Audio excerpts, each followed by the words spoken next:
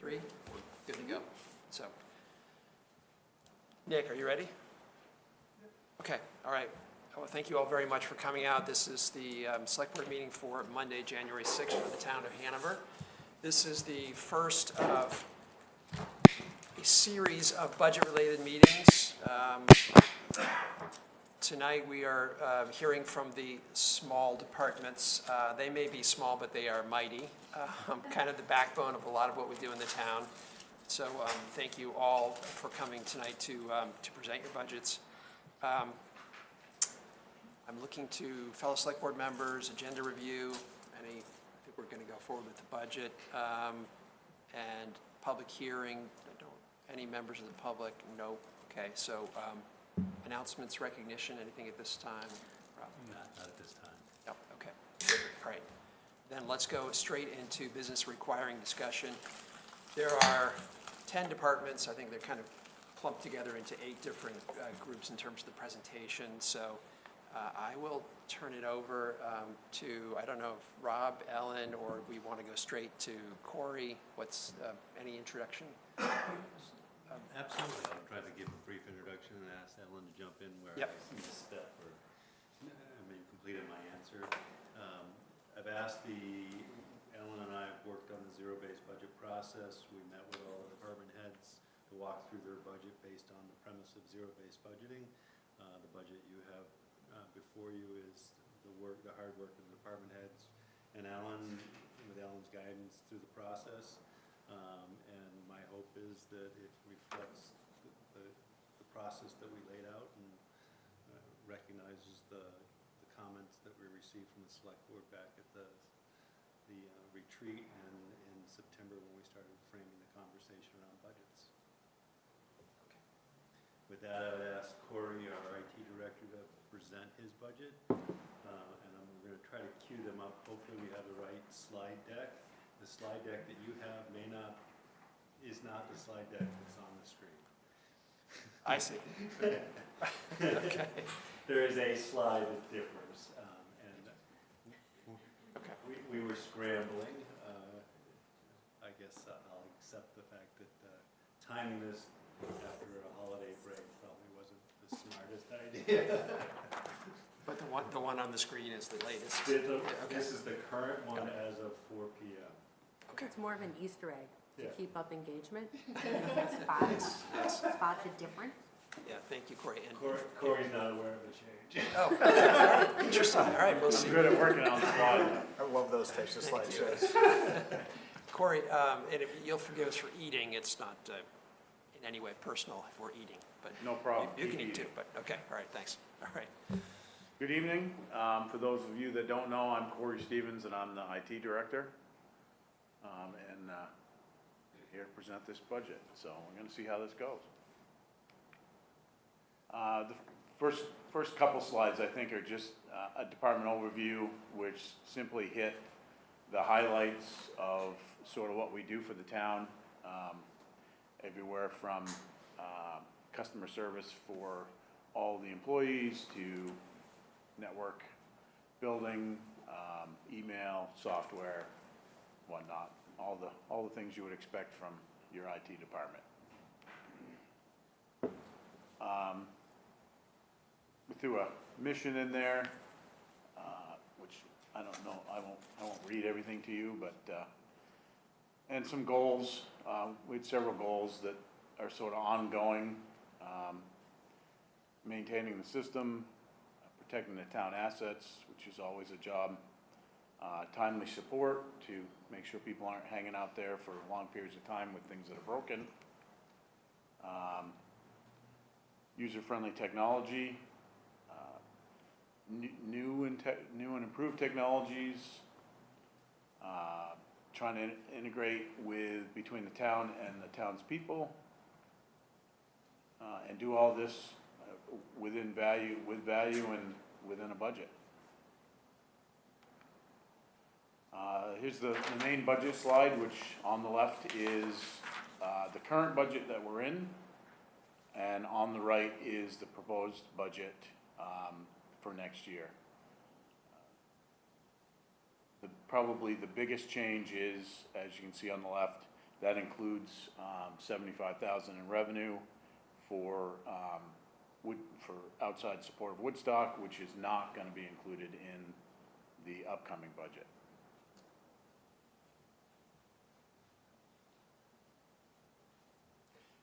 Corey, just on that point, are there costs associated with that, or is it just a revenue item? No direct cost, just time. Yep. Okay.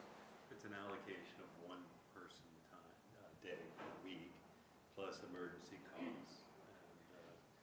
And we do have some conflict, especially when there's someone out on leave, and there's only one person in our IT department. We've had experience where Woodstock was having a technical issue. One of our staff, Ron, was on Weller vacation, and the other person was trying to, was on the phone and dealing with town hall at the same time, and it was complicated. And, this is the easiest thing for a municipality like Woodstock to contract out, and we shouldn't be in the business of contracting services to support an entity like Woodstock, in my opinion. Okay. And I would just, would like to clarify that the 25 budget was built with $75,000 of revenue and $75,000 of offsetting costs. So it was built as a neutral. And so as we head into the 26 budget, we don't have the $75,000 worth of costs, but we also will not have the budgeted $75,000 in revenue. Now, we never achieved, in '24, we budgeted 65,000, and, bear with me 1 second, we did not achieve really anything close to that. So, again, just wanted to make sure that it was budgeted in '25 as an offset. Okay, thank you.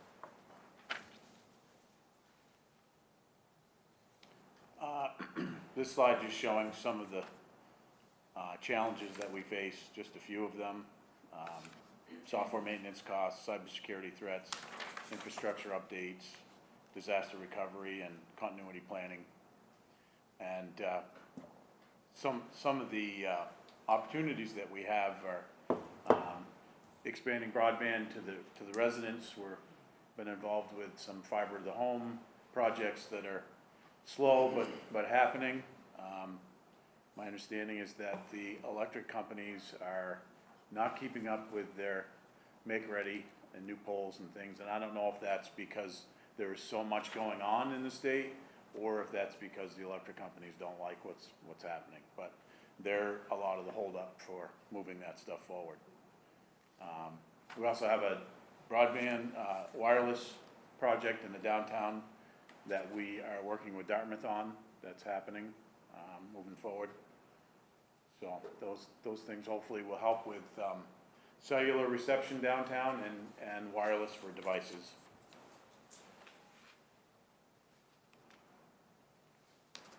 That's how easy that is. More questions?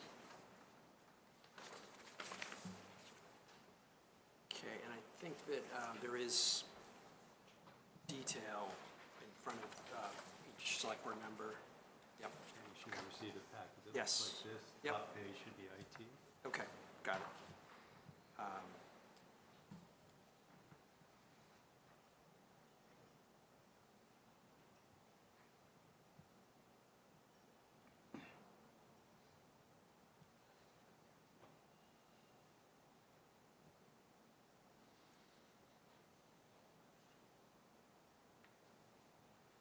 So just going through this, it looks like there's the software maintenance contracts is a big item that comes in at almost 450,000. And it looks like year-to-date, we're running way under that. Is that just sort of timing over the course of the year? Yes, yeah. Okay.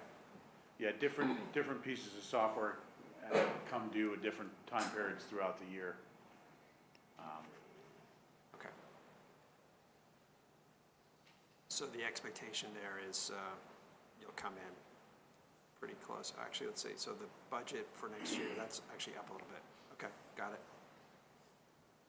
So we had kind of talked a little bit about board docs, is that in Signed here? a contract, and that's in the works.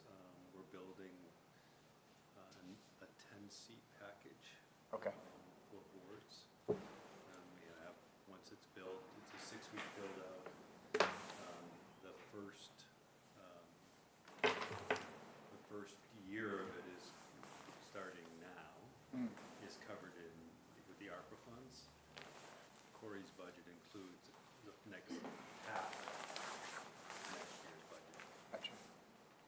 And then also like the Zoom kind of improvements to this room, is that in here as well? It's not in here at all. That's an Okay. ARPA-funded project, Cool. and that's, we got an update today, that's moving forward Great, fairly quickly.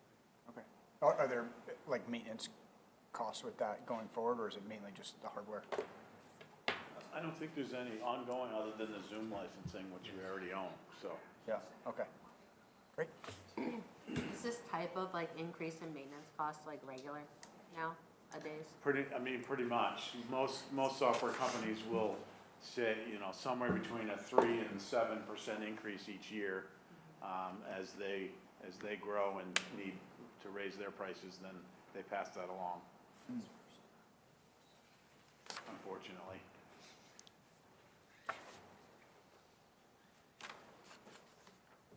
I will comment that there are a few software companies that don't do that, and I'll use the example of iWorks. We have a fixed price indefinitely based on the time we sign the contract Okay. for the iWorks modules. That's the minority. Right. They tack it on to the new people. Corey, are there things that you'd like to make the select board aware of?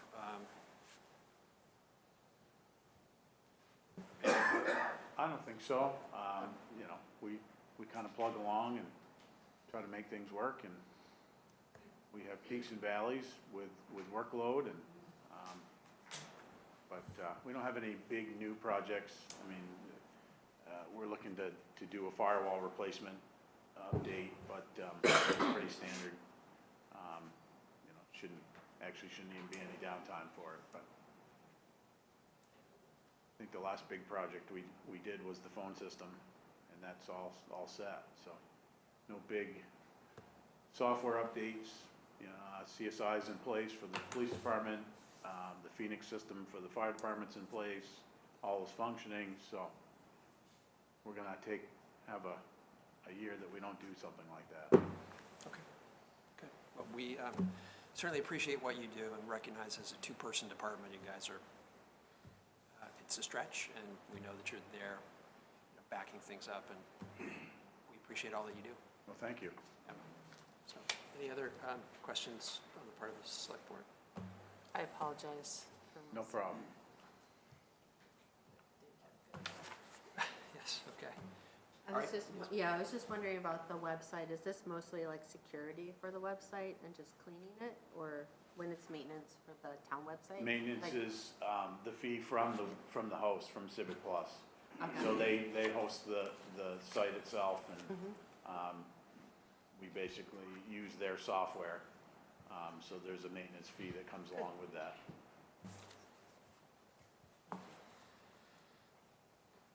Okay, thank you, Corey, appreciate it.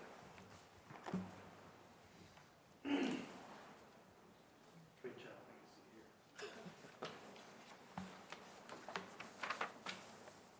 Here's me, right?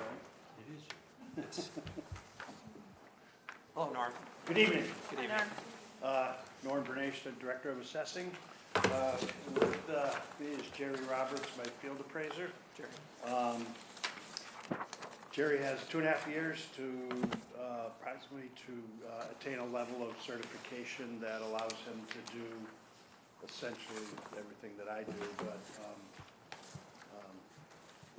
in terms of a certification level. But anyways, so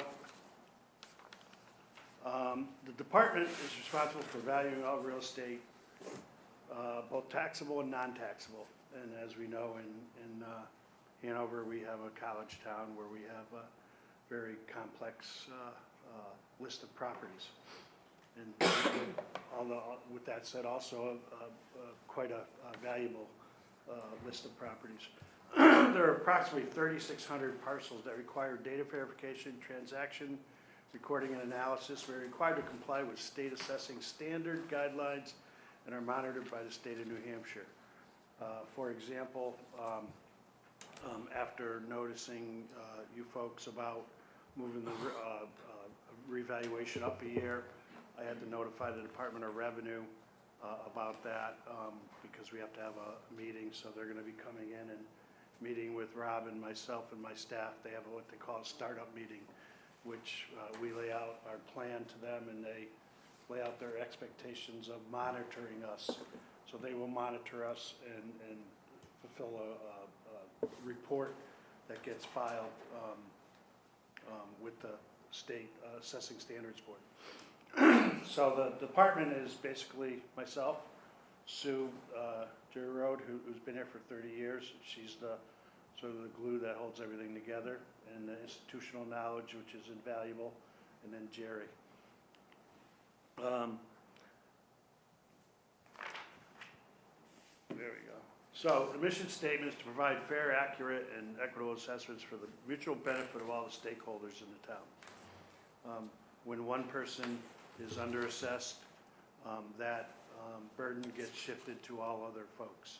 So the idea is to try to make it as fair as possible. With that said, you know, we have a real estate market that is pretty dynamic and pretty diverse in terms of where things land in a sale of a property with a whole bunch of different circumstances. So a sale price isn't always what we consider to be market value. It's a range of value with trying to shoot for the middle. Goals for 2025 are to conduct a reevaluation for the entire town with the state requirements and reduce the impact of rapid market changes to our stakeholders. Right now, I think we're in the high 60s for the assessment ratio. On average, that's mainly driven by residential property. Right now, we're sort of in the throes of that, doing the analysis on that to move forward. We have a separate database within our assessing software, which Corey supports in terms of, that's in his budget. And I can attest to our software went up, I think, 14% this year. And, you know, we have a GIS component to that. So you'll see, as part of my budget initially, that number has increased. So training, recertification, and certification attainment is to satisfy, again, continue state laws and certifications. We used to be overseen by the Department of Revenue in terms of our certification and decertification. In our profession, you can only do tasks that are at your certification level. And if you do things that aren't at your certification level, you can be decertified or reprimanded, and your license could go, you know, the other way. But in Jerry's case, he needs more coursework. That's part of the budget. 2.5 years of actual time plus additional coursework.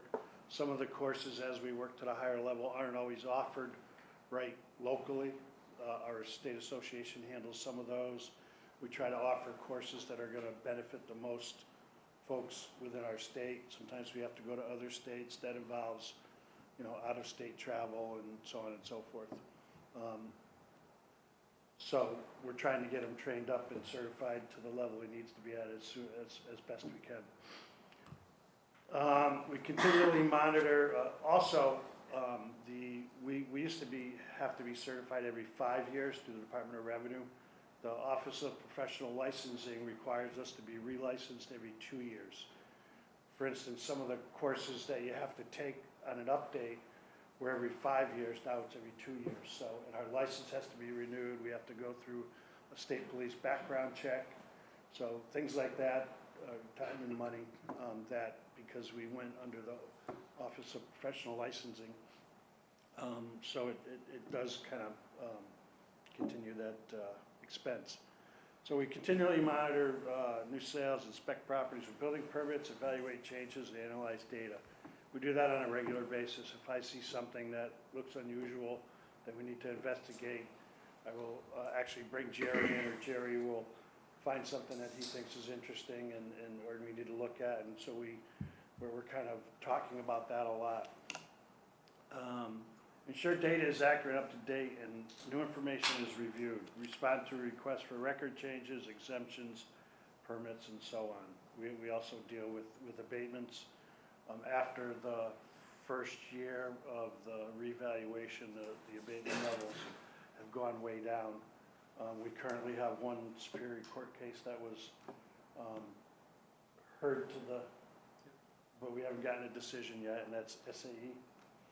And then I have a Board of Tax and Land Appeals case and another Superior Court case on an office building on Lime Road. But those are just in there, they haven't been heard yet. So those are things that, you're always going to have those. The idea is to not have a lot of them. So the current budget is that. My budget's up a little bit, and the reason for that is pretty simple. It's the year of a revaluation. We're gonna have more mileage, more time out looking at properties. We visit all the sales, but we're gonna be visiting every property. In other words, what we do is we set all our parameters based on the sales, and we'll go out and we'll say, whatever we did to those sales, we need to do it to the non-sale properties. So if we call this a spade here, we need to call that a spade there. And so this is a good experience where we get in the car and we drive around and we have the tax cards with us, and we sit there and we discuss why we did this to that certain property and have we done it to all similar properties. So at the end of the day, you're creating fairness as best you can. You need to go to the next slide. Yeah. Show your proposing budget. Oh, I thought it was on the proposed budget, but. Oh, yeah. you did, I'm sorry. Okay. So the line item one in the budget is maintenance fees for assessing software, and the GIS mapping component, that used to be like $900, and it's like $1,300 now, $1,399. Line item four is, and those are costs that I can't, do anything about in terms of software costs. Line four, and this is a one-time. Well, one of them, Power BI, is a new cost for maintenance of the Power BI that we have. So I have to send updates to them a couple times a year, and it's a pretty robust program. And then the consultant updates all the data, makes sure all the links work, all the buttons work, and everything is functional. And I put in $10,000 for a peer review for an outside consultant. That may or may not happen. My hope is, when we did the revaluation in '21, we had a lot of heat based on the '18 revaluation. And this just allows us the opportunity to have a second look of what Jerry and I do in finality. I hope we don't have to use it. I don't think we'll have to use it, but it's not a bad idea to have the money there to be able to do that. We had one in 2021, and it was we were under board order at that time, and it was a good review. There was a couple things that I did that things weren't quite lining up, and he pointed those out, and we fixed them, and it was a good exercise at that point. Obviously, postage. We're going to be sending out notices to all property owners about their new valuation. We don't do that every year. And then we have informal hearings. If we listen to 120 people, whether we do it via Zoom, we go out and visit the property, they have an informal review with us, we send them a notice if we change it or we don't change it. So either way we say, well, we had a meeting with you and we decided that you know, your assessment is correct and we're not changing it, or you changed it based on whatever, we sent them a new tax card. So there's a lot of postage costs there. And one of the things I've been, I kind of sit right in the front there, and I'm looking at possibly a stand-up desk. Back's getting older, so, you know, it seems to be a good, you know, for the occupation to be able to stand up every once in a while. So, and we've never had, we had a chair that broke. Sue's chair broke last year. We didn't have money budgeted for capital, or a capital reserve account for furniture. I mean, I think when Betsy was here, we used to, the money would be found somewhere, you know, that, you know, if we needed. As it was, because Sue did not have to sit in a broken chair. Yeah, right. Thank you for taking care of that. Yeah, right, yeah. No, we got her a new chair, but I was like, well, you know, so as you spend money through the year, you know, and most of our budget is personnel anyways, so there's not a lot of wiggle room in there. And then finally going through all the costs of professional organizations that we belong to. For instance, this spring I presented down in Atlantic City and represented New Hampshire there, and so I've saved a lot of time and energy by reaching out to my colleagues from other states that have either used consultants or had reports done on specific types of properties where they become the expert, and they're more than willing to share the knowledge. So it's a really good tool to have in your tool bag.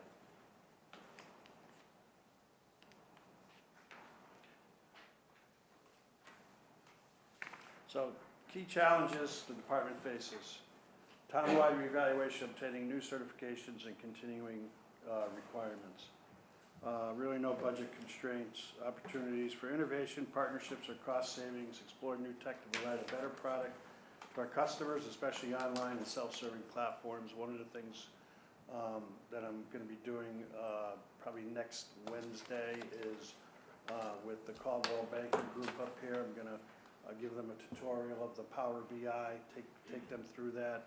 So the more information that's out there, we're all on the same page, we all understand it, it's transparent.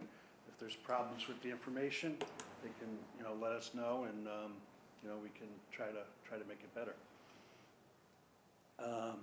And also, I actually reached out to Joanna, and I'm looking for a contact for someone from Dartmouth that would like to do some kind of partnership with either their geography department. We got a pretty robust GIS system, which is Geographic Information System, and combining that with geography and you know, someone from one of the other departments, we could do some further geographical analysis, which is sort of above my skill level. I think I could understand it, and I know, but I wouldn't know how to necessarily do it, and it would be sort of like analyzing things from a point on campus or downtown, say across from the Hanover Inn, and as you spread out from there, what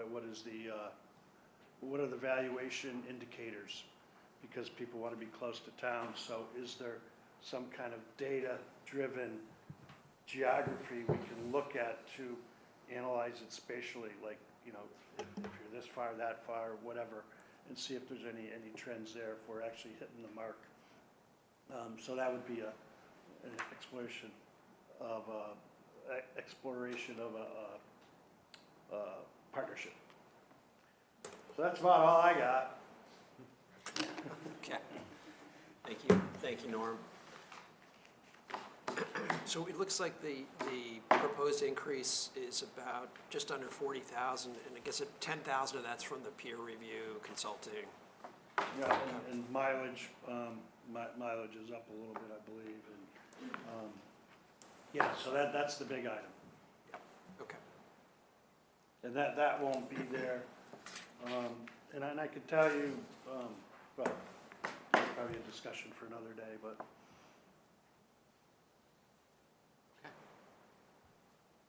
Thanks, Norm.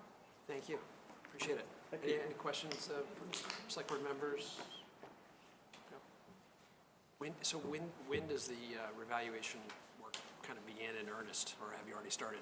We're kind of into it all the time, but we can't release value. Normally, cities and towns will do it, and then they release them August, September, because they're working through the year, but we're gonna be in a position where we're gonna release them in July, beginning of July, while everyone's on vacation. No. July is good. Yeah. July is much better than October. Yeah, and so that'll give us time to, if there's any issues that we have, if we've made any mistakes, we can take in all the informal review information, make any adjustments, submit the information to the Department of Revenue for September 1st, which is our state reporting date, and get a tax rate in a timely manner. At least that from our part, and the state's, does okay, but we have other partners in this, which is the school district and the county in our budgets and in the state. So all those are accommodations that affect when the tax rate gets set. So we're gonna try to do our job and get it done before September 1. We can't, your first half tax bill will only be based on the old assessment times half the rate, plus any improvements that we gather for April 1st of '25. So if you did something between last April and this April to your house that improved the value, you'd see that change, but based on the base year of 2021. Then, so someone could if that happened, you're gonna get two assessment changes. One based on the base year of '21, and then we're gonna update everyone's value in '25, so there's gonna be like a double change in assessment, and we'll be able to explain that. We'll be doing some PR. So in terms of our taxpayers, us, we will see the reval and feel it when we get our tax bill in December or in late November. Right. Okay. And we should have some kind of idea of where the tax rate is gonna go, I think, once we have because the budget is the budget that's gonna be approved. We'll kind of know that number, and then we look at the change in the assessed value, the total taxable value, and we can have some kind of estimate. And I'm looking at, the various categories of properties and seeing where they're gonna go. And once I know a little more, I will be able to let people know where things, kind of predict where different classes of property will land. Thanks. Okay? Thank you, Nora. Thank you. Appreciate it. Please, yes, get some food too. Yeah. All right. Thank you, Jerry. Katie's next? Yes, I sorry. think it's Jeff. Oh, it's Jeff. Okay, Jeff. Okay, all right. Am I out? Oh, no, Oh, I'm sorry, I flipped the Come on, assessment. Come back later. No, you were supposed to go before assessment. Oh, okay. My agenda disappeared, so I'm. No problem. So I should jump in now? Yes, Okay, please. perfect. Hi, everyone. I'm Jeff Metzler. I am director at the Etna Library. I have been with the town of Hanover and in this role for a little over 3 years now. Etna Library is a library, and this is a community that I really enjoy serving. Just wanted to thank you all in advance for the opportunity tonight to talk a little bit about what the library has been doing and what some of our fiscal needs are moving forward. I will see if I can move this slide forward the correct way. The bottom. I practiced, but there we go. Perfect. So department overview. So while we're best known as the Etna Library, our official name is the Hanover Town Library. This is because we were incorporated in 1898 as the official town-supported library for all of Hanover. The Etna Library is important as a community center within Etna, but we are increasingly extending our services to every corner of Hanover. Unique offerings like our seed library, our circulating video game collection, Tony Box audio players for kids, Our dog library and our story walk have been drawing many first-time visitors from all over Hanover. The Etna Library is governed now, just as it was in 1898, by 3 voter-elected trustees who each serve 3-year terms. The library's current trustees are Kathleen Chamberg, Betsy Storrs, and John Collier. I think this system of governance is important as it allows Hanover voters to directly choose the individuals who are tasked with operating the library in a way that best benefits the community. The Etna Library operates with very lean staffing. We are a department made up of just 2 regular employees, myself as the full-time director, and Sarah Millsworth as a part-time assistant librarian. The Etna Library is also very fortunate to have 2 wonderful substitutes and a pool of terrific volunteers. It's also important to note that the Etna Library and the Howe Library are 2 entirely separate institutions with different budgets, staff, oversight, and missions. So speaking of missions, it is up there on the screen. I won't read that in full, but that is on our website as well, and up there if you would like to read through it. A few of our goals for the upcoming fiscal year include continuation of offering even more diverse, ongoing, and special events, making more use of our outdoor assets. So we have a beautiful Hayes Farm Park right in the library's backyard, and try to have a lot of programs out there. Make as much use of that space as possible considering our small building. And also offer a greater variety of non-traditional circulating items. Current budget overview. We have long been able to enrich our community with modest funding. We typically receive about 0.38% of Hanover's total municipal funding each year. Personnel costs, as with most departments, make up our largest budget line, followed by circulating materials. This is the budget line that allows us to buy new books and other materials that patrons borrow. And then programming is the other big budget line, which allows us to offer our suite of ongoing and special programming throughout each year. I do think it's important to note that the Etna Library's program and circulating material costs are supplemented each year by donations and by fundraising events. In FY24, for instance, the Etna Library received over $20,000 in gifts from grateful community members wishing to support the work we do. Without this supplemental funding for our programs and circulating materials, we'd be unable to sustain program offerings or procure as many new materials. As briefly mentioned, we're a very lean department. Larger libraries employ specialists for every subset of library operations, like specialists for interlibrary loans, reference, youth services, programs, etc. At the Etna Library, we continue to offer everything we do with just the 2 of us. Given the substantial growth over the past years at the Etna Library, which we'll talk about in a little bit, as well as recent discoveries about Saturday staffing best practices, I am requesting in fiscal year 26 additional substitute hours, 208 to be exact, to staff the library on Saturdays. So for decades, community volunteers have staffed the Etna Library on Saturdays. We have a dedicated pool of volunteers, like I mentioned, and they give freely of their time because of what the library means to them. And our operations on Saturdays have reflected that support. I did become concerned over time, however, wondering if the library's operations on Saturday were in line with Department of Labor best practices. So I consulted the library trustees, HR department. Katie reached out to the town's legal team regarding my concerns, and we did discover that we do indeed need to end this practice. Library is well used on Saturdays, and our Saturday hours do allow individuals who might not be able to make it into the library during weekdays because of work schedules to visit us.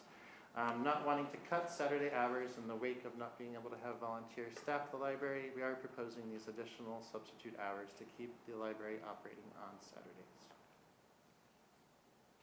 The library trustees and I had also proposed a few other changes to personnel funding that we originally submitted as part of the library's budget.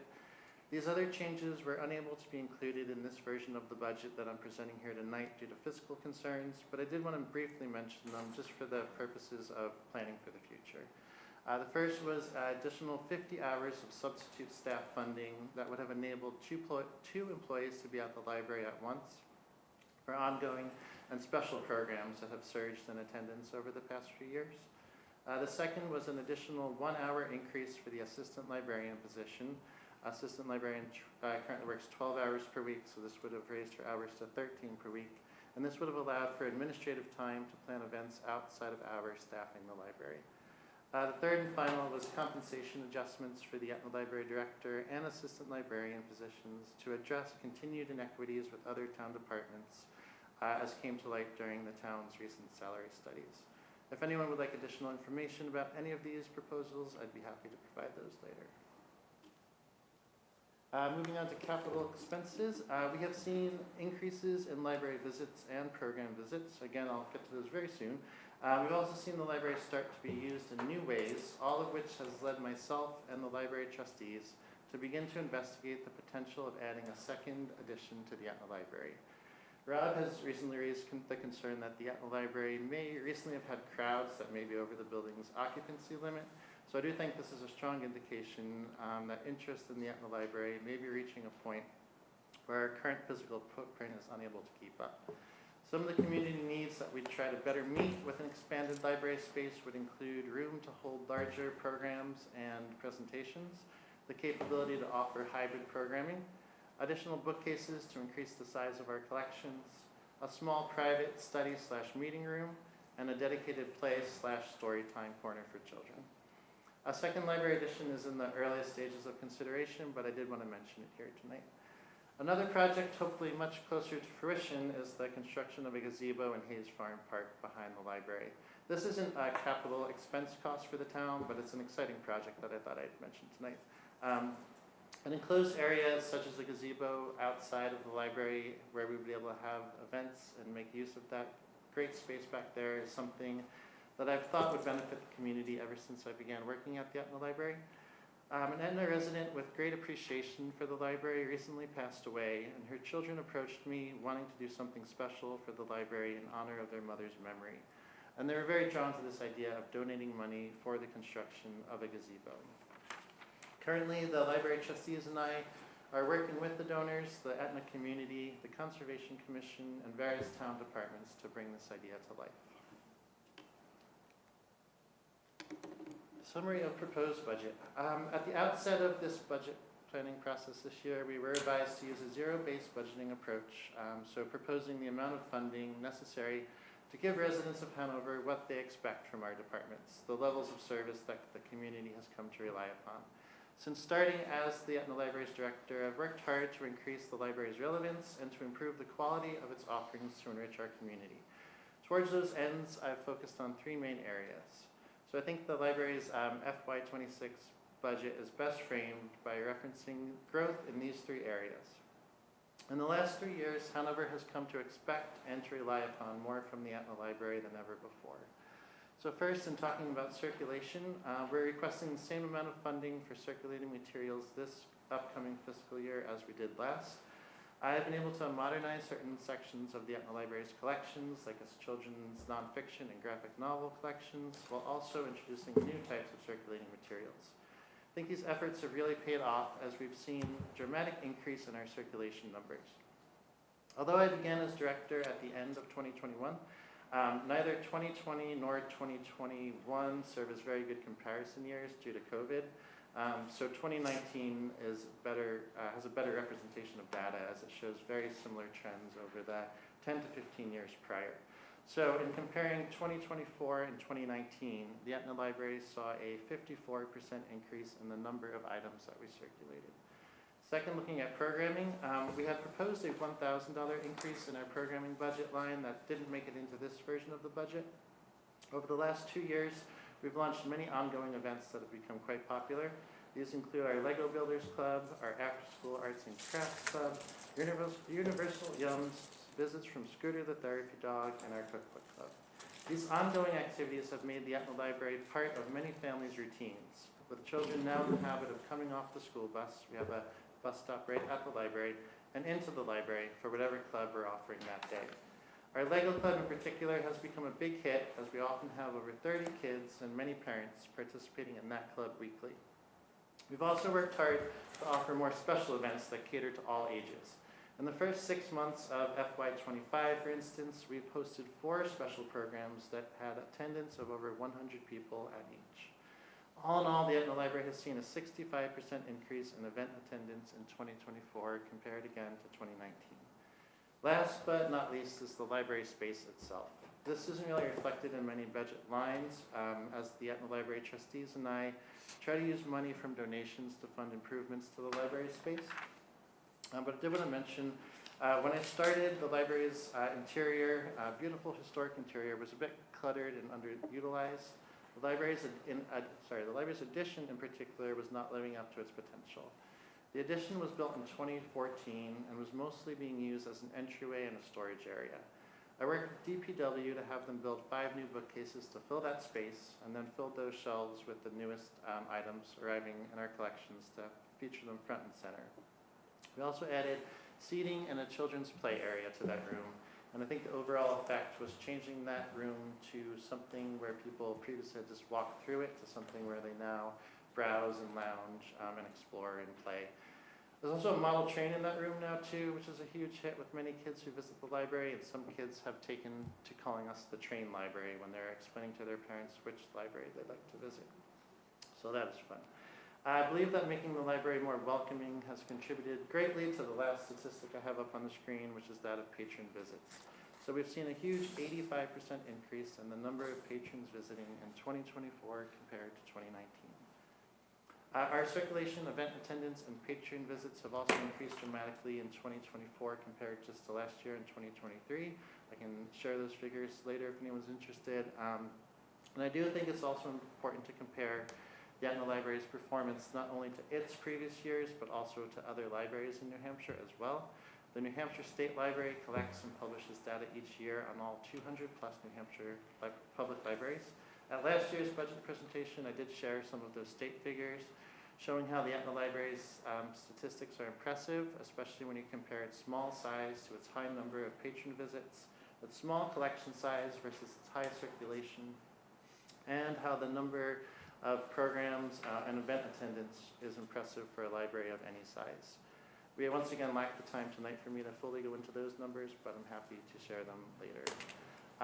Despite all of these increases in library usage over the past few years, operational expenses being proposed in FY26 are nearly identical to FY25, with that exception of the increased substitute hours so that we can stay open on Saturdays. You'll also see that under personnel on the slides, there's a note about flex benefits. Ellen can explain this maybe a bit better than I, but that's not a new charge to the town, but something that was incorrectly being charged to Howe previous years. Correct. It's budgeted under HAL, and but this is part of the zero budgeting, really, digging in and saying, is everything appropriately being charged? And so this was one. So it's significant, but it's neutral to the town. It's just moving from one budget to another. So you'll see that decrease, all else being equal, you'll see that decrease in the HAL budget. Thanks, Ellen. So yeah, I don't have too much else. I just wanted to mention that I think this library is one that's treasured by many. The first way I know this is through some of the statistics that I've shared tonight. I believe they paint a compelling picture of who we are and of the value that the community sees in us. People are visiting us, borrowing our materials, and joining us at our events like never before. The second way I know that people see something special within this library is through conversations, by speaking to those individuals to whom this place is so important. I've never felt more appreciated in a job as I do as this library's director. Just constantly amazed by the community support and the gratitude that are expressed for the work that Sarah and I are doing. It really makes the work that we put in week after week worth it. I have some final slide with questions, and those are some pictures of some of the recent events we've had at both Trumbull Hall and inside the library. But thank you so much for your consideration of these requests tonight, and welcome any questions. Thank you, Jeff. Clearly a very special place in Hanover. So we appreciate all you do to bring it to life and keep it special. So questions about the so-called Etna Library, but really the Town of Hanover Library? Just a question about the building itself and the condition of the facility, and maybe Ellen or Rob or Jeff I don't know, as we're doing this facility condition assessment on all of the town buildings, is the library part of that? Yes.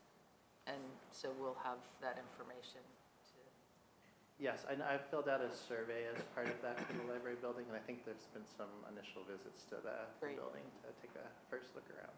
great, I just wanted to make sure it was included. Yes, thank you. Thanks, Jeff. I just have a couple questions. So so we're going from it looks like we're going from all part-time to, still some part-time, but mostly full-time. Is that correct? My position was made full-time for this current fiscal year, so Gotcha. Okay. that's not a change. Okay, So yeah, no changes in hours for myself or the assistant librarian. The personnel change was the additional substitute hours for Saturdays. gotcha. Okay, It's reflecting a correction in capturing the expenses in the correct account. okay, gotcha. And then the section 125 is because, So those are that captures the cost to the town of providing benefits. yeah, And actually up through 26, that was not only expense but budgeted in the how. Oh, gotcha. department. Okay, so that's what you were talking about with It's the- simply that those expenses were pointed to the wrong account, okay. so. And then you talked about like some of the labor laws. Is it just because those volunteers were essentially acting as employees but not being, Yes, exactly. Yeah, and this, as far as I know, this has been going on for, I think, over 3 decades, and it was really great for the volunteers and the community. I know a lot of the volunteers really got a lot out of being there and helping the library out in that way, but yeah, just in terms of them being there without staff present, wasn't something that we were able to continue. gotcha. Okay. Can you walk me, where is the substitute hours show up on the sheet, just so I'm not Part-time. confused? In the part-time. In the part-time, okay. So in the previous budget, if you look, the current budget shows everybody in part-time. And it should have reflected Jeff's salary in full-time. And the net difference between removing Jeff's and the part-time budget would be the coverage that we're proposing for Saturdays. So again, this gave us the chance to move the budget into the right category so it properly reflects what we're charging out to.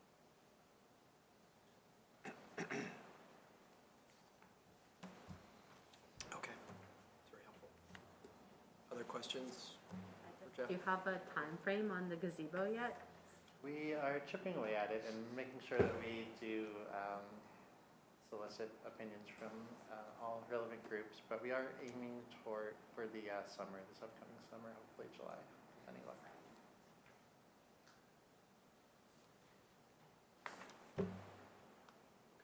Great, thank you, Thank Jeff, you. appreciate it.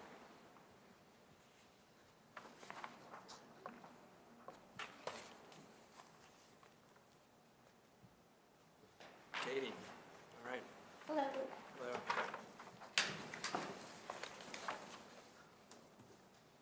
As you know, I'm Katie Williams. I'm the HR director.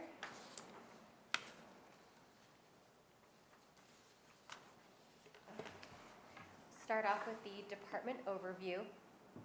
The HR department is a 2-person department, and our mission is to provide leadership guidance and support in all aspects of HR management, from recruitment from day one through their last day at retirement. The HR department is responsible for supporting the town's workforce by recruiting employees, administering health benefits, managing workplace relationships, ensuring compliance with labor laws and policies, and promoting a positive work environment. You can see we're, like I said, a 2-person department with the director and the HR coordinator. The HR coordinator position is currently called the Employee Engagement and Wellness Coordinator, and we've recently reclassified it back to the HR coordinator as it seems more appropriate with the job description.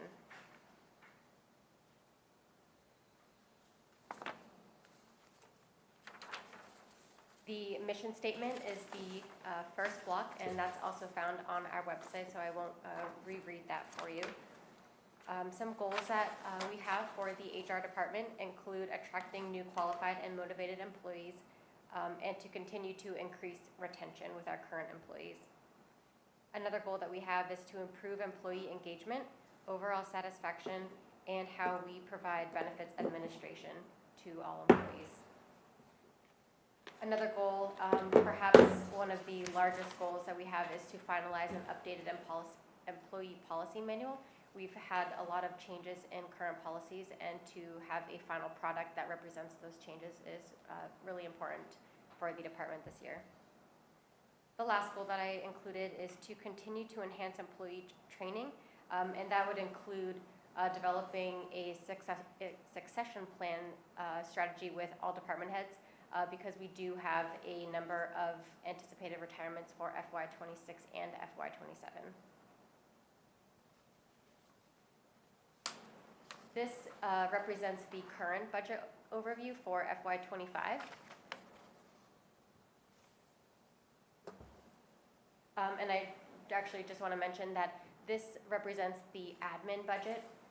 It does not include the fringe benefit budget, as there are still a few different line items that will not be finalized until some of the larger departments finalize their budget numbers. So just to note there also, I am happy to come back once those budget numbers are in to show what that budget will look like as well. So today we'll be focusing on the admin budget.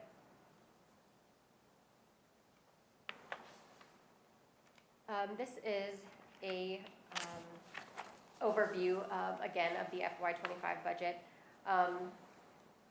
We, in the next, sorry, here we go. The order of these is sometimes a little challenging to discuss. I think we could go here first. The proposed FY26 budget, you'll see that the biggest adjustment, like other departments tonight, is the personnel, and that's largely due to the increase in health costs. We've slated for the 2 positions in the HR department to have a 2-person plan. Currently, the 2 positions are opting out, but we budgeted for the positions to both be a 2-person plan should anything change for those positions as a worst-case scenario. You'll see that the variance from last year is 6.4%. I did want to note that you'll see there is a $12,000 decrease in professional services, and that's due to that budget line being responsible for the cost of the salary study that we did last year. Obviously, we're not utilizing that service this year.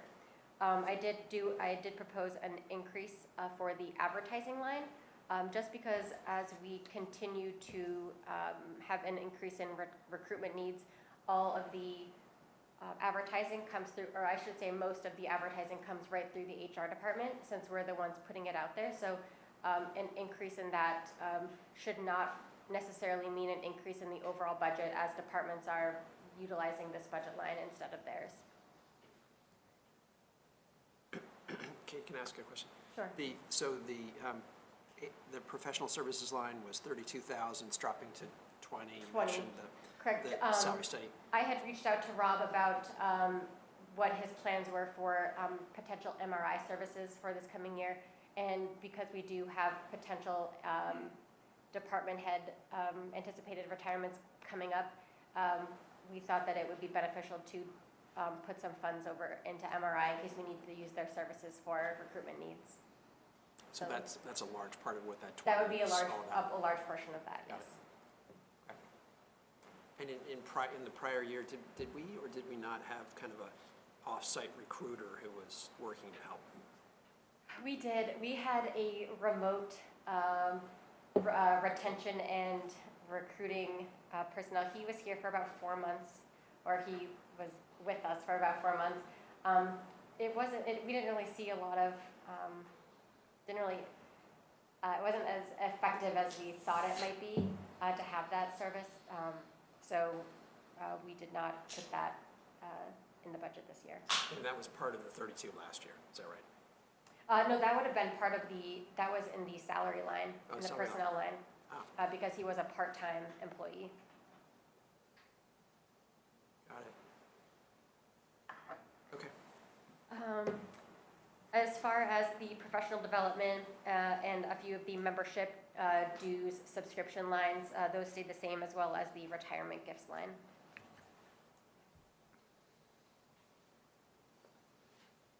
Challenges and opportunities. Like I've mentioned a couple of times, we do have anticipated retirements coming up again in FY26 and FY27. I've recently reached out to department heads to try to get a good feel for how many we would have in each department. And we've begun budgeting out what their payouts will look like, things like that. But it also provides us an opportunity to develop that succession plan with departments so we can at least start looking at who we have internally and training opportunities so we could hopefully have some succession in those departments. So that one's a challenge and an opportunity. Other challenges to note are, the competitive job market that everybody is aware of in the Upper Valley. It does create a challenge to fill open positions. There's a lot of other local towns and cities looking for very similar jobs, especially equipment operators, things like that. So we actually are almost fully staffed now with equipment operators. We have one person with an offer extended to, but just to note. And then also the continued increases in healthcare costs are challenging both for the employee and the town. We saw significant increases in those, although not as bad as last year. Our driver plan, the Access Blue, had a 10.2% increase from last year. Our newest plan had a 21.1% increase, and then our high deductible plan had a 7.9% increase. So not as bad as last year, but still not great with double-digit increases.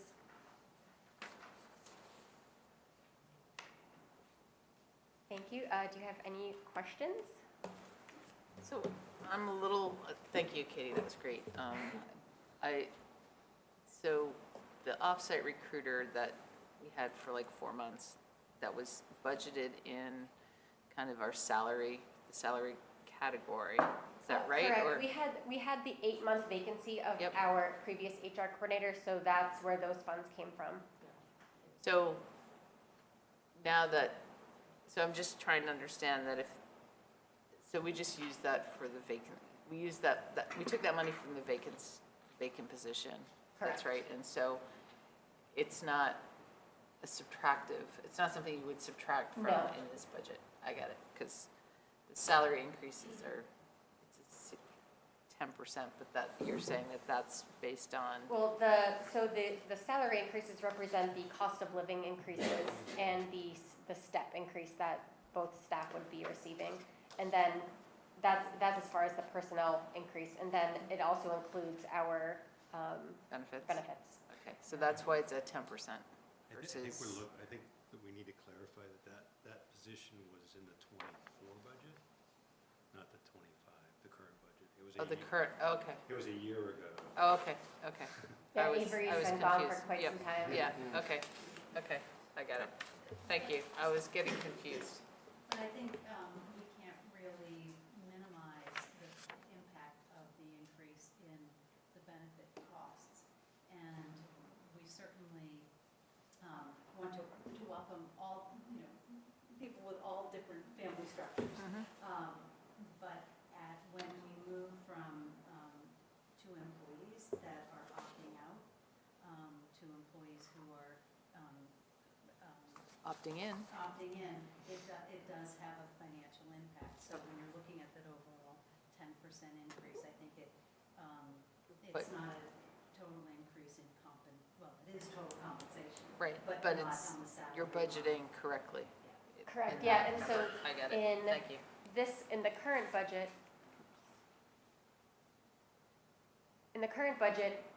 we also budgeted for both employees to participate in the town's health insurance plan. It just so happens that we both opt out. Got it. Thank you. So Katie, just in the recruiting front, I thought we had like 5 CDL positions open. Have we filled those? We did, so we did fill 4 of them. We have one right now with a verbal offer on the table. And so hopefully by the end of the week, we can remove that posting. And I can't wait to remove that posting. Hey, Good job. yes, all right. I just have a question, maybe more for you, Ellen. So, in terms of personnel costs, we have wages, taxes, insurance, and retirement benefits, workers' compensation. So I would assume that the wages and taxes fall under the salaries line, and then Yeah.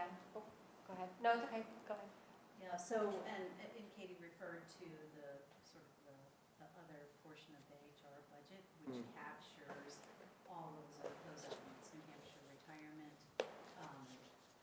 Social Security, or FICA, the workers' comp. for Unemployment. Unemployment, yeah. So, So yeah, that- that does live, so that is on top of these comp numbers. on top of, oh wow. So, just historically, the town has, if you go back far enough, all of the benefits costs for the general fund were also captured in that portion of the HR budget that includes the New Hampshire retirement and FICA and workers' comp. We have not, we have moved the benefits costs to the departments. That happened prior to my joining. I think there's, you have to sort of weigh the benefit of spending the time allocating everything out to the departments and understanding whether having those fixed costs impact the decisions made by the department. So, but that's why, again, you'll see those additional costs on the end of the process when we have all this, the staffing and comp numbers to compute them. Okay. When you're, They're when not you're in here allocating yet. them out, What was are that? you doing them specifically based on who's like opting in or opting out? Yes. Or would it, I mean, is it something that you would consider that it's just a percentage on top of everything? Because we're gonna have an average percentage once everybody. Like, it just in terms of promoting good labor practices. I don't know, Yeah. just a and- thought. Yeah, no, And and I think maybe it's, simplicity, I don't know, if yeah. it's simpler or more complicated that way. Again, it's a valid point, and I've operated under both structures where the departments or the operations are absorbing their actual, benefits burden. And certainly, it's important to put those burdens to the enterprise funds, but within the general fund, we could consider sort of doing a burden rate, what you're talking about, sort of Yeah. that general rate. So then what's in the section 125 on each of the different departments? Benefits. Okay. I'm sorry, I thought, Medical and dental. okay, so medical and dental are in the section 125, but then the taxes, workers' comp, retirement, and, SUDA and FUDA are in the, that HR. HR. Or they were in HR, but now they are gonna be added later? No, So- all of those. They're in that second part of the HR budget that I stated I would be happy to come back to and present once all the figures are in That's what from we're the missing. larger We don't have it. departments. Oh, gotcha. Okay, and that's for the entire town? Weird, okay.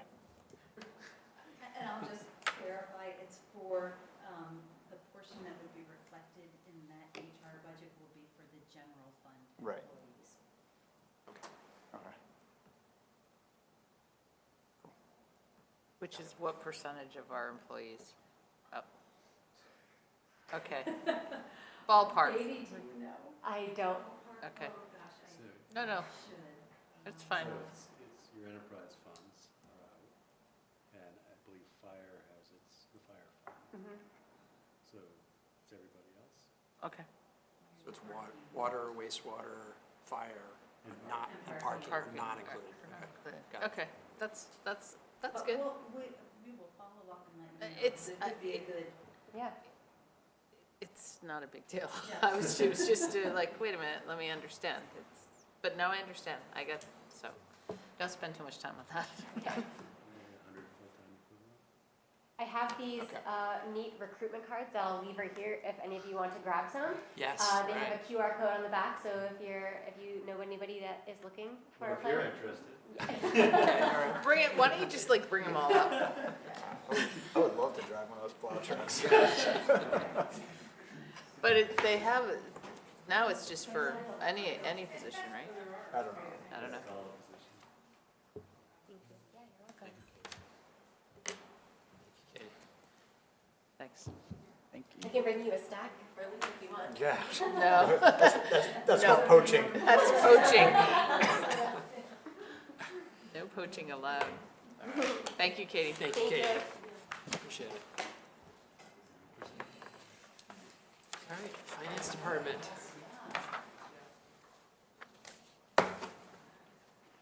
so, I'll be presenting, the finance department and also admin services that encompass, the clerk. Just push that aside. This side? I didn't get that.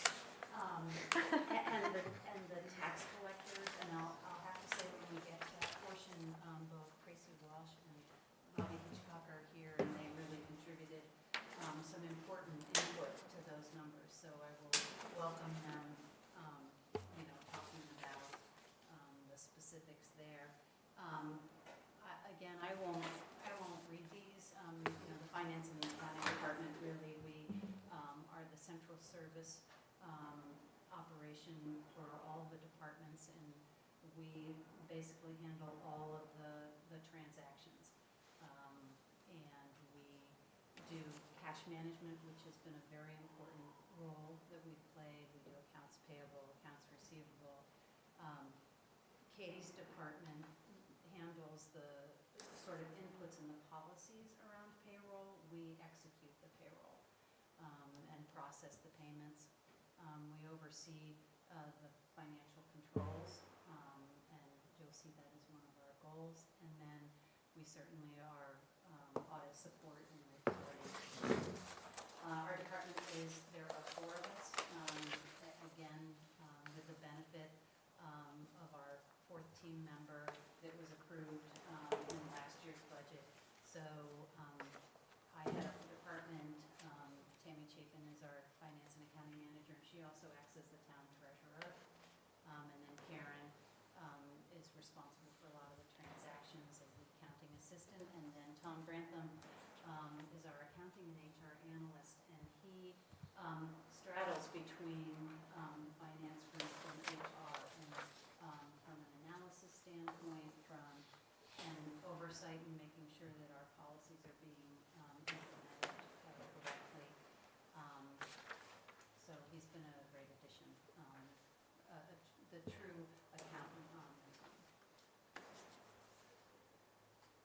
I don't know about you, but I can't do that. You have a lot of goals. I better Big mission. look and see what I said. But, the mission statement, I reworked it a little bit, and I think one of the important things, although when I said about our functions were very internally oriented to support the town departments, we also, our interaction with all of you, with town boards and committees, and then also with the public is very important. It's a very important role. And as we evolve this budget process, that's an important piece so that our taxpayers and our residents understand what they're approving at town meeting. And then on the backside, as a team, we make sure that the spending that's occurring is consistent with those approvals that have come through town meeting. I think that our goals include updating the financial policies. Many of them are from 2018 or 2019, so that's one of the tasks that Tom is going through, identifying those policies. And we look forward to, interspersing throughout the year the presentation of some of those policies to all of you for approval. And that, those would include everything from our cash handling policies. We're delving into some cell phone policies, all different things that impact our financial transactions. Again, I would really like to evaluate the capabilities of our current accounting system, and really understanding the modules that we already pay for, and those that are available that we did not purchase when we implemented the system. Are there opportunities for efficiencies?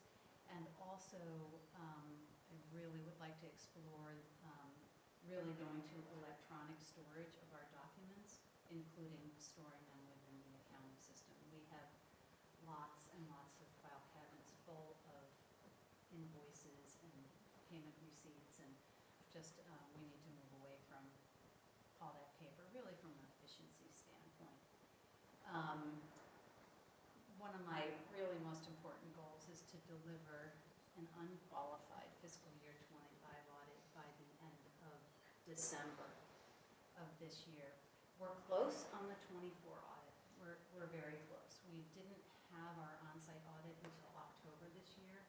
I'll shift that back a few weeks because it did really hamper our ability to finish the total audit by the end of the year, but we're close. We're meeting with the auditors next Tuesday to see what final documentation they need. So we're moving in the right direction. So that's a goal that I would love to deliver. I'll go through these slides pretty quickly because you can see basically our department is made up of about 90% compensation. That's a really big piece of it. For fiscal year 25, we had some sort of non-recurring items in that I had built in $13,000 worth of consulting along with the headcount ad, but to really address what I thought was a maybe insurmountable issue with our capital asset accounting. Tom came in and with a matter of weeks took the data that I had pulled and had a beautiful report done. So we seem to be heading in the direction of resolving that, and so we do have a reduction between the two budgets, taking most of that $13,000 out. The year over year from 24 to 25, really the biggest impact was that FTE ad. For fiscal year 26, proposing compensation or personnel costs of $535,000 now. Those are increasing because along with some, I'm not really sure I totally understand why this happens, but the clerks and the tax collectors' benefits flow through the finance budget. So we had, based on our current staffing and the elections, we have about a $30,000 increase in our benefit costs across the whole department. So again, those fall in the finance department. Yeah, I think you've seen. It seems kind of weird. It does, and again, I think it's sort of, we've gone back and forth as an organization between sort of having a finance director and the head of admin services, and then sort of having that fall squarely under the admin services and finance director. So I think that's how that's happened. So again, if we feel that there's a benefit and it informs the management and direction of the department, we can move things around. I think just understanding where they are is important, and I feel like that's something that we are very much gaining, not only through, several members of the team having more tenure, but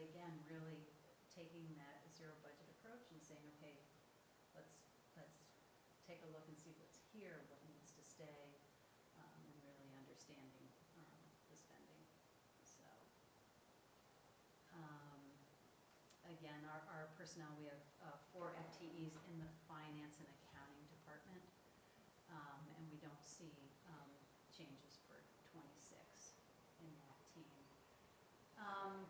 You know, I was gonna say, you know, really our challenges and opportunities, you know, as we update the policies, we really need to document current processes with a focus on identifying improvements and efficiencies. We really need to move the knowledge that people have of their jobs from their brains into our systems, so that we can, when we have transitions, that it goes more smoothly. And then again, as I mentioned before, just really looking for opportunities to leverage the capabilities of our existing software to really standardize the support, improve the support of the departments, but also standardize the reporting to the select board and to the public, so we really can have that reporting improved. That is the end of the finance department, so I can entertain any questions you have, because we did provide separate budget backup for finance, for tax collector, and for the town clerk.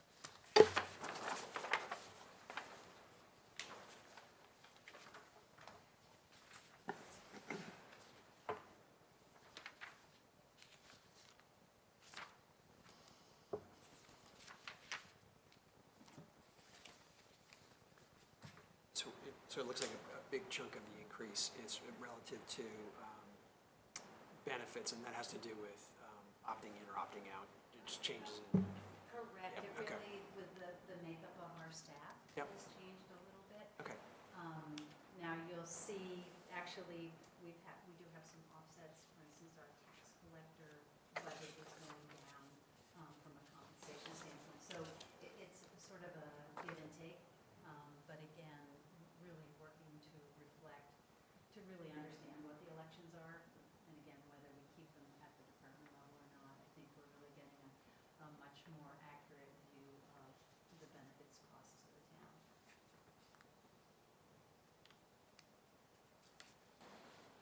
Motor vehicle registration fees for next year up significantly. Are we talking about that yet or not? Not yet. No, So we're not. Okay. We're not talking All right. about that, Yeah. sorry, Sorry. we're like jumping the gun. Okay, Yeah, yeah, and, so we will, we'll get to that. we'll fast forward to Okay. that. Yeah, is there any other questions there? Yeah. So. Oh, we can do, we can Yeah. do that. Let me get that.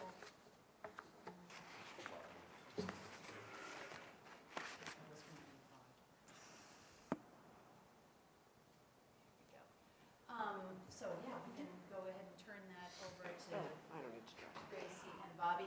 There's, yeah, they can. Thank you, Ellen. I'm sorry, I didn't mean to cut you off. Were there any No, other questions not for at Ellen? all. No? No. Okay, all right, thank you. So And, again, one more yeah. thing, just kudos on having the audit ready imminently. 'Cause, you know, and getting 24, like, that's amazing, congratulations. Team effort, for sure. So like Ellen, I'm not gonna read the whole slide, but yes, we're getting to car. Okay. I know. You know, the tax collectors, town clerk, tax collectors, we're all about service to the customers, accurate, efficient, in a well-done manner. But if you ever, these are all the things we cover. So yeah, you know, Norm mentions the 3,006 parcels. We then go collect the property tax for those who are taxable. Going down again, for those who have water and sewer, we collect that 4 times a year. All the cars, vital records, cemetery, the ever important dog licenses. We also do notary services. We're working on the public documents, and in conjunction with the town clerk, Bobby, and the elected officials, you know, conducting and preserving the integrity of our elections. And kind of as Norm, we're always working with ever-changing regulatory things, both on the election side, motor vehicle, vital records. Did you all know that the age to married has moved from 16 to 18? at that. we have to pay attention to in our office, those sorts of things. Right now, we're currently at 3 Go New staff. Hampshire. I follow my kids.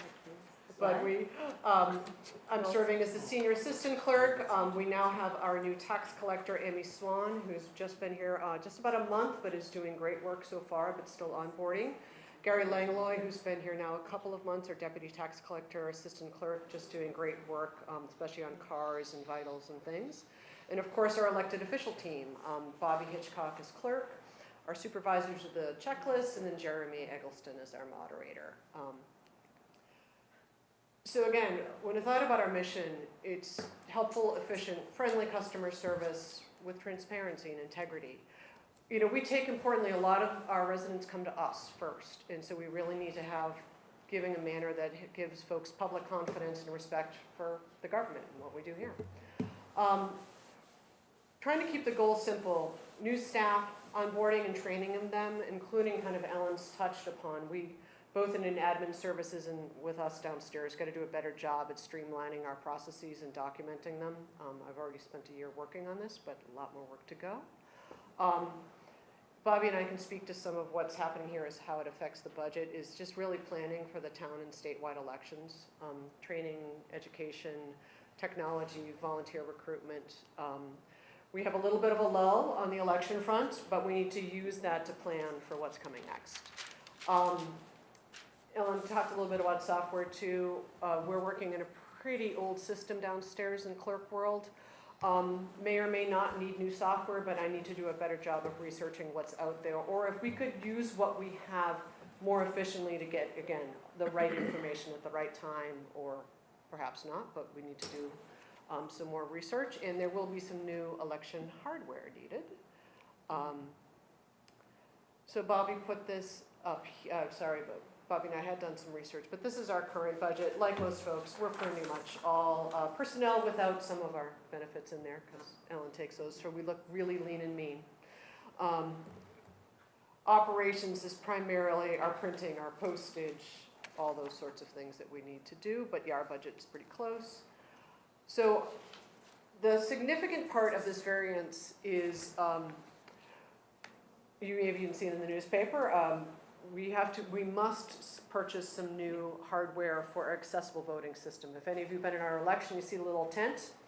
Governor Sununu signed a new RSA not recently, that every municipality must have its own accessible voting system at every election.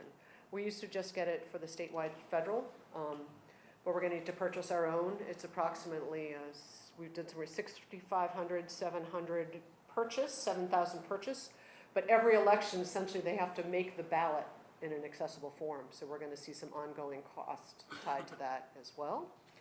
And we are looking at the potential for new tabulators and ballot boxes to perhaps have in place before the next statewide/federal election. Yeah, I just spoke with the head of LHS, who does the vendor for our current AccuVote system today, and he said he's working to support the current AccuVote tabulators till the end of 2025, but he's actively looking to push them out and get the new ones in. So, and he will work with municipalities that simply can't afford them, but it was good to hear his solid goal end of this year. And we're able to, the state is going to help us use our current AVS system for school election and town meeting this year, and then we've got to purchase our own, so.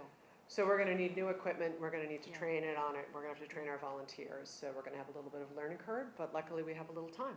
Yep, the new tabulators, we'll probably purchase 2 at around $7,000 each, but the state is going to throw in $3,500 each tabulator for us, so that's nice. Wow. So, but we put in, well, Ellen and I we put it in what we know these will cost, with some potential offsets coming in potentially as grants down the road, just to kind of protect the budget, so we know we've held enough if needed.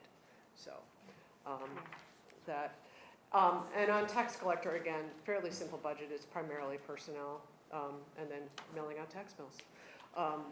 But we are looking, I'm trying to look a little bit more closely with new staff at professional development, and making sure we're giving the tax collector appropriate training. She'll go to a 2-day training in March with all the other new tax collectors, which is a really wonderful opportunity to learn the work and meet her new peers. And yeah, pretty much our increases are just compensation and postage. Yeah. Um, I'd like to say Yeah. that the state-sponsored trainings are really worth going to. I've really learned a lot, and I'm sure they will too.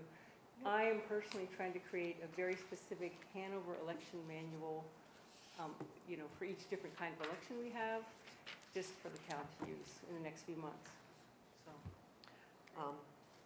Questions? Okay. Questions for Tracy? Carrie, we will Bobby. try to get you more motor vehicle registrations. We're doing our Yeah, yeah, good, best good, good. every day. Okay. What's going on with boat registration fees? Well, that's kind of, those boat registrations are kind of different in how they come into us. Folks can just, I don't own a boat, but you can just do it yourself. You can do it yourself, yeah, that's how we do it. I had the first boat of 2025 did show up today in the office. And there's a new federal decal that we are required to give to every boat owner. Yay, What do you mean, so now we have a state one and a federal one? yes. Are you supposed to register your canoe? No, No. Just you motor? do not. Has to have a motor. Okay. Has to I have a do, motor. I do have a question Yeah. about revenues. Yeah, So what, vendor permits? yeah. Is that for like the people who Those are are on the for- sidewalk? So that is, our silver Yep. dealer, Deb. We have the 9-month permits. Generally, we've been selling 2 of them every year. And those, they did get increased in the rates and fees last year, so they're now $1,500. Or the daily rates that come in, so. Okay, so you know where I'm going with this, Rob, is that we had a very lengthy discussion about parking lots being converted to parklets for seating. And would that be considered a vendor permit, or is that in No, that planning doesn't and come zoning? through my office. Okay. Goes to the parking fund, Yeah, Goes to parking fund, okay. yeah. it offsets loss in that. Oh, then we didn't get into that rates and that increase, right? Because we talked about increasing that significantly. And so when parking came, I don't remember seeing an increase in that budget line in terms of revenues. But that was just a discussion of their operation. We'll have a full budget Oh, okay, presentation. okay, so Stay tuned. premature, okay, thank you, They're on our next agenda. okay. That starts at 5. Thank you, Tracy. You're and Bob. welcome. I'm gonna Thank you. add, I kind of did just a quick calculation to give you some idea of the dollar volume that this team handles. And, all of it doesn't stay with the town, but they handle over $54 million a year. Holy moly. So it is very, very significant. Because we collect all of the property taxes, including the roughly 36 million that go to the state, to the schools. Schools, yeah. Plus another roughly 4 that goes to the county.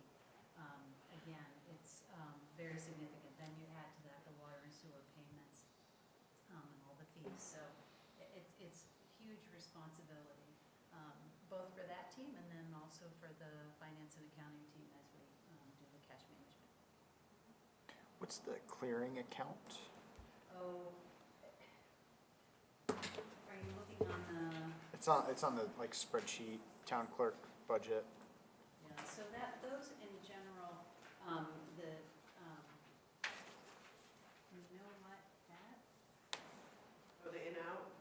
Yes, so that 7,000 should definitely not be there. I believe that was intended to be in a new account for grants.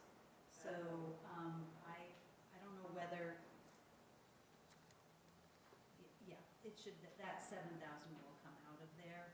Well, actually, it'll move to a different line, because that's the 7,000 that we were just talking about, the grants available for the tabulators. So it's misaligned.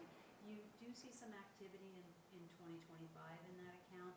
So that's where, if we have rejects of payments, they sit, they can either sit there until they're offset. It's just a clearing account that's zeroed out at the end of the year. And I'd say we're trying to use it more appropriately to better reflect different rejects or problems that come in with payments. We're trying to be a little more transparent in our accounting, how they're coming through our system, so We're teaming up. we're trying. Okay, Thank you. thank you very much. Okay. Planning and zoning next? Yep, okay. All right, there we go. So the planning department consists of affordable housing, building code, conservation commission, planning board, health, our health inspectors, and rental housing, and zoning board of adjustment.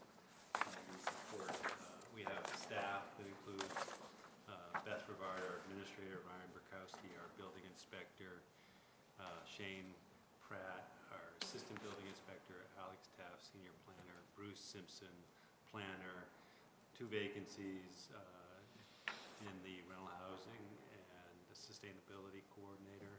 And I repeated the rental housing twice, apologize. The mission of the department is to commit to shaping Hanover's future to guide sustainable land use, fostering economic development, improve transportation, protect natural resources, and preserve the town's unique character and quality of life. Our goal for FY26 is complete the zoning update. Goal number 2 is to continue to implement the master plan and the rental housing inspector program. And goal number 3 is to convert all application to electronic filing and review the development of it, and review and develop a succession plan. Some of the staff aren't going to like to hear that conversation, but we need to be proactive, especially with our building inspector and assistant building inspector, to ensure that we have that transition mapped out. The current budget, you know, again, like all of the other small departments, are personnel cost heavy. The variant from the prior year was primarily consulting fees. And the proposed budget, so we have, there's a typo on this page, it should say 8 full-time employees, or 7 full-time employees and a half-time employee. The error is in the staffing levels. And really, any questions? I can comment on what we've done. That I missed something? Yeah, proposed. Yeah.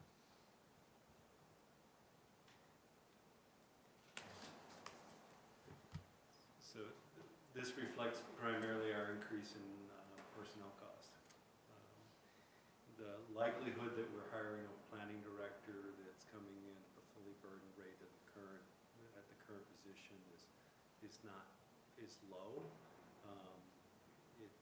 My expectation is we'll see some savings in that salary line item. Well, and oh no, this is for FY26. I'm sorry? I said you're gonna see some savings because you haven't had one for 6 months, but it's Yeah. for FY25 versus FY26. Yeah. And we will have one by FY26. I'm excited we've got some candidates that I'm hoping to extend interviews to in the near Great. future. So we're showing a reduction in the overall budget by 3%, eliminating the consulting. We no longer have a need for the zoning update line item in the 26 budget. Thank you. Questions? So that's three people, right? 3 people? Yeah. So, Yes. sorry, on the consulting fee, that's down 100,000, that's which, was that a couple different studies or one study? That was primarily the zoning review. Zoning review, okay, got it. And the department carries 50,000 in that line item. Seldom uses the full amount, but it's often to deal with requests from the select board, town manager, and/or boards and commissions to deal with technical information that we need to gather, surveys and other things. What about the natural resource Inventory? inventory? Is That's that funded separate? out of the Conservation Commission budget. Okay. And the height study, was that It's funded in this year's budget. this year's? Okay. The contract has been signed and it's underway. The work is underway.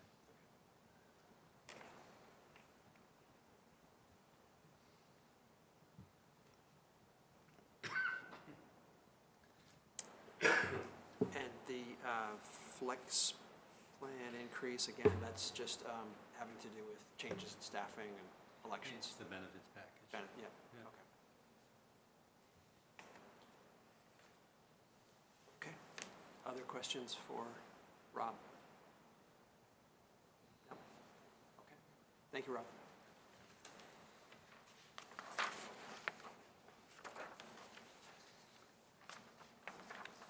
I want to acknowledge that my slide decks are shorter than everybody else's.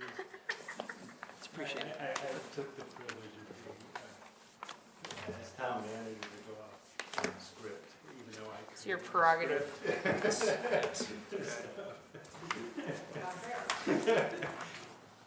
In my transmittal email, I gave everyone the ability to delete slides and edit as appropriate. So the town manager oversees the day-to-day operations, manages all departments, reporting to the select board, and ensuring that all operations respond to the needs of the local citizens. You know, the goals, I cribbed these right from your OKRs, the ones that apply to staff, advance the Hanover, and improve fiscal transparency, accountability, and sustainability, and maintain, develop, and attract the best people and employees. Now, those are our goals, that's our mission, goals. The FY '25 budget, here again is a good example of why the zero-based budgeting helps us understand where things are located and why they're located where they are. Your select board budget was the place where my flex benefits or the town manager's flex benefits were housed. So in the FY '25 budget, you'll see that our personnel budget line item does not include the flex benefits. The proposed budget shifts it from the select board budget into the town manager's budget and shows an increase of 7% without moving flex benefits. It would be a reduction of 7%. So, you know, again, it's a little housekeeping opportunity here to get it, put the money where it should be in this process. Questions? There's, in the overall budget, which is in your packet, you'll see a reduction in a couple of big line items that I just don't feel we have the capability or desire to maintain. You know, special projects was $200,000. You know, we have $1 million worth of ARPA funds to manage in the next, however long it takes to get that expended, and it'll take up a lot of our bandwidth. I will just point out that 208,000 did include the facility study, Yeah, so that's the majority of that, but that's why it's not continuing. the 140 was the.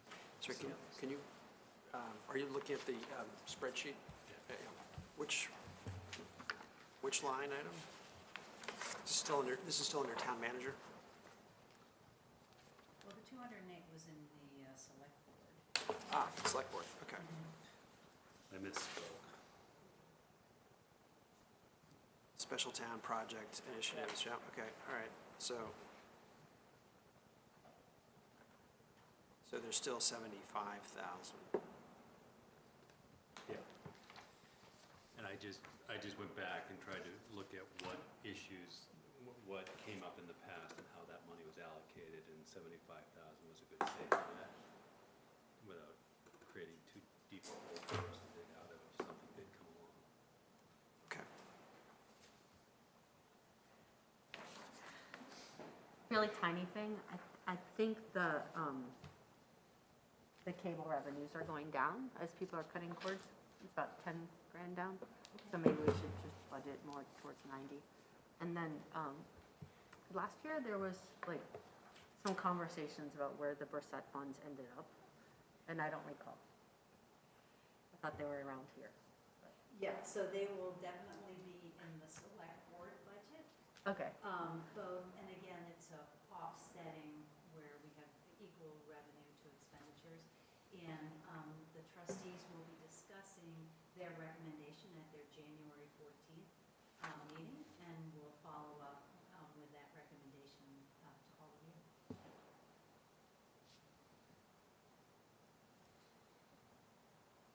And what time would be that January 14th meeting? Would that be a 7:30 a.m. meeting? As always. As always, okay, that's good.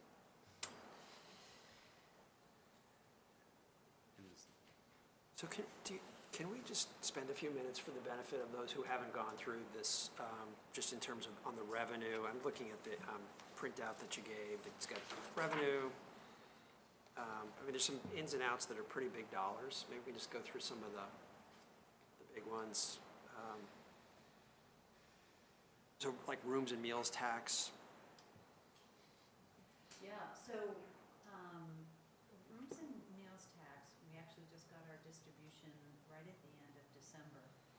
You know, we budgeted at 950,000,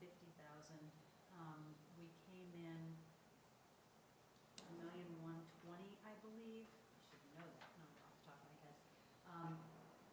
You know, I think that this revenue line will probably warrant some additional conversation. I'll be talking to our legislative representative at NHMA. You know, that's not a guarantee. And it's sort of, it is a challenging aspect to trying to budget because it's such a significant impact on the budget. So as a starting point, I put $1 million in there. I felt it was probably, as a starting point,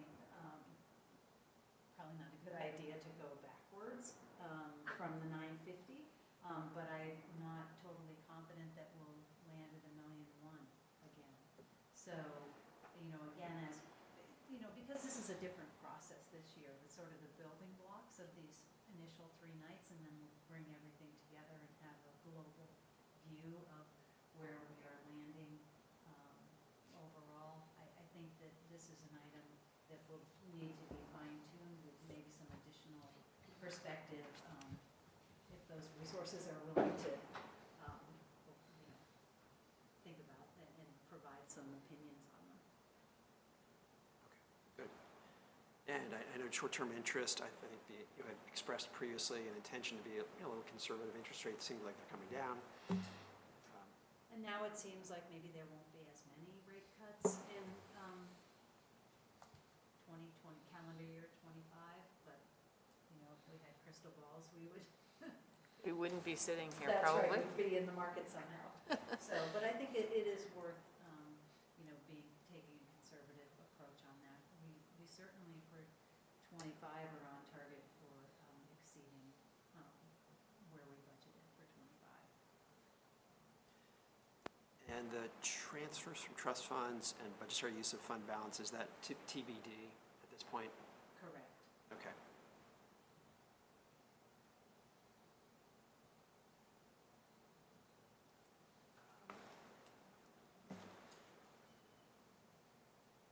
Any other select board questions on any of those items on the revenue side?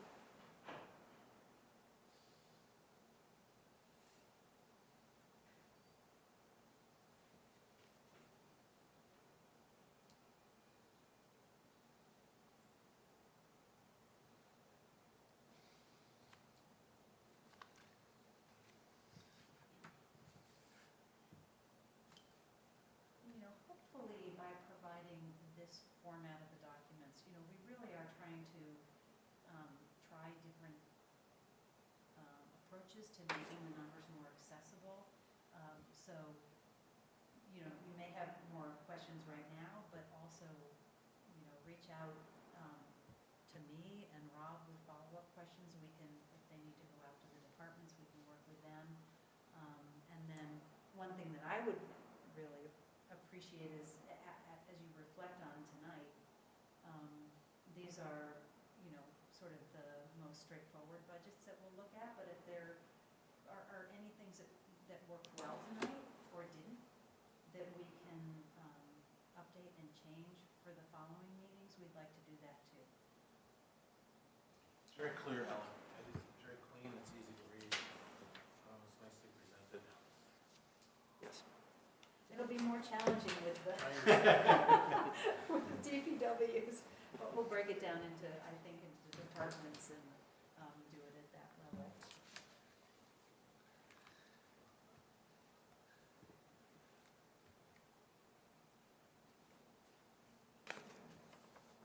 So, you know, legal fees is a big number, 120,000 altogether for next year as a budget. I know there's, you know, ups and downs, it's a little episodic, but if you look longer term, you know, beyond just say this past year, but other years, this feels comfortable. It might be slightly under. We have some pending litigation that's dragging out, and trying to figure out what those cases will cost us. We have the two tax cases. It's actually two tax cases that are out there. Both are SAE, and then the Christ Redeemer Church case, which is actually, and the remand back to the Supreme Court on SAE. So there's actually 3 SAE cases. Okay. I am looking to It was a cough. That was a cough. evaluate our legal services, our approach to legal services, and may have a recommendation about streamlining the process so that we currently have 3 firms engaged, and we may want to streamline that and approach it with 1 firm or 2 firms. Thank you. It seemed like there's a lot of stuff going on in the legislative, in our state legislative too, that also might impact these. Sorry, I shared. Just Wanting to be lower, brought me down a peg. So at the bottom of town manager is the Brissette programs. And just, can you just remind us, who proposes the Brissette? So the Brissette, we can. I mean, in the past, it's been the select board who has programs, or departments or entities come to us and say, hey, you know, so we've had requests from the library, we've had requests from recreation organizations, we've done, we did some land planning work. So it's not a very old fund, and we were held in abeyance last year because of the market and kind of fairly significant outlays in funds. The history of Brissettes are, you know, they don't lose, they left, they bequested a significant amount of money to the town. The language that they came up with in their bequest in terms of how we spend the money,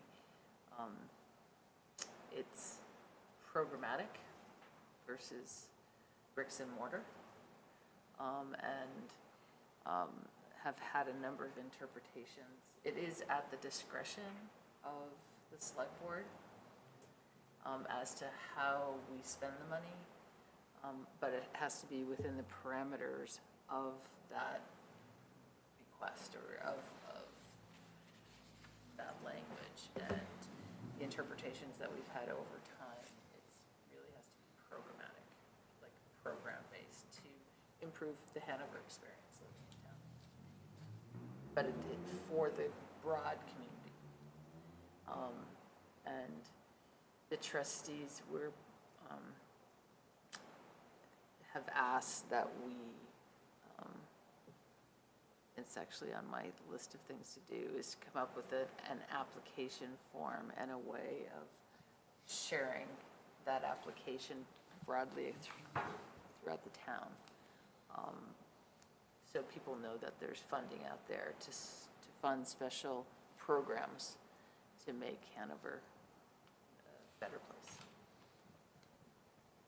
And so the most recent funding that was granted, that the select board supported, and then the trustees felt met the requirements of this fund, was programming at the Campion rink for skating and learn to skate, learn to play hockey, learn to and provide free to provide more skates and equipment. And also supporting the sled hockey. Sled hockey program. So it was funding to help with that programming. Thank you. So I think your question was, how does, it comes through the select board agenda. Okay. Doesn't And I don't, it's So it does. It's at the discretion of the select board. The trustees decide. They manage the funds. But they- It is a bit of a push-me-pull-you relationship, I would say, And I think as it should be. Joanna, having you as the select board representative and a regular attendee has made a really big difference. So it's interesting because the trust document basically does put it at the direction of the select board.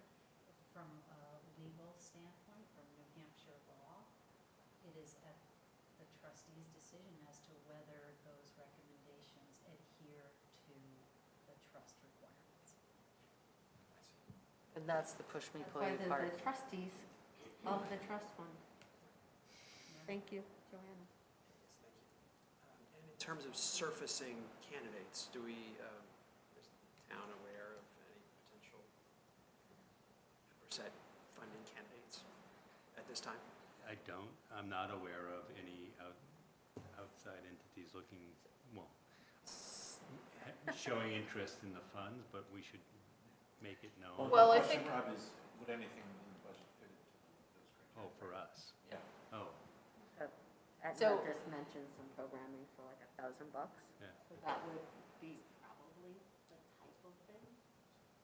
So I think so the plan is the trustees will be looking at the at the returns for the past calendar year.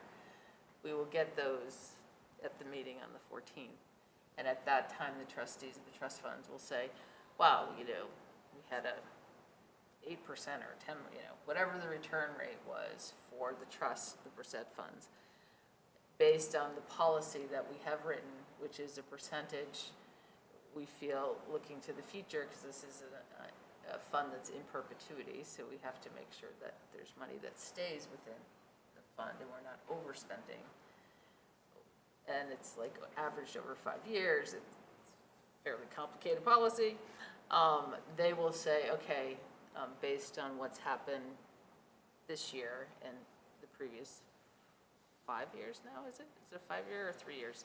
Anyway, there's 100, you can have 150,000, and so what we will do, that the trustees, either me or our chair of the trustee, will come to the select board and explain what's happened with the trust funds this year and say, hey, we think it's reasonable to allocate $100,000 in your budget for Brissette program, for Brissette funds.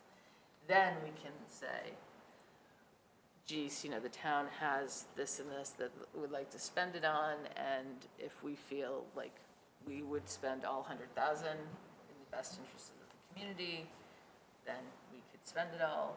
If we feel like only $10,000 is worth spending, we can just set it aside and solicit proposals from the broader community and then make a decision. Does that make sense? Yes. Did I do that right? Nancy, you had your hand up before. Quick comments. One, that none of these funds were to be used in place of anything that taxpayer dollars would already cover. This is above and beyond. And two, it has slowly changed from when we first got the funds. The role of the trustees of trust funds has grown to, now I'm making a personal comment, it feels as though it's more than just fiscal management. It almost feels as though this project is, worthy, that project is not. And that is very definitely different from the beginning years of this fund. Agreed. Thank you. Okay, all right, thank you. So Rob, maybe in the coming weeks, can you just be on the lookout for, or maybe Sure. even actively solicit potential uses, and we'll see what the trustees come forward with in terms of opening their purse strings. And we'll have a sense of. Carrie, I want to be clear, I mean, yes, things that Nancy stated it very well, but there certainly could be projects that we are budgeting that could fit into this. Right. Scheme. It doesn't have to be, yeah, I'll just stop. It doesn't have to be something, Right, it's just something that, generally it's a new idea. right. I mean, for example, we funded not the teen librarian, was it the teen librarian? Technology. A new Makerspace. librarian. Yeah, a new library. Makerspace. That was a good example, I think. Yeah, Makerspace was another good example. Things like that. You don't have to wait for things to come to you, is what I'm trying to say about it. Yeah. But in the past, the select board had this pot of money and it wasn't encumbered at the start of the fiscal year. We could allocate it out during that year. Right. as We would just say, True. you got 150,000, it's in the budget, we're gonna spend 150,000, Yes. and Does it have to, is that a necessary change? Then it has to, No, it's just that's the nature of this conversation implies that we're trying to allocate the Got it. appropriation or the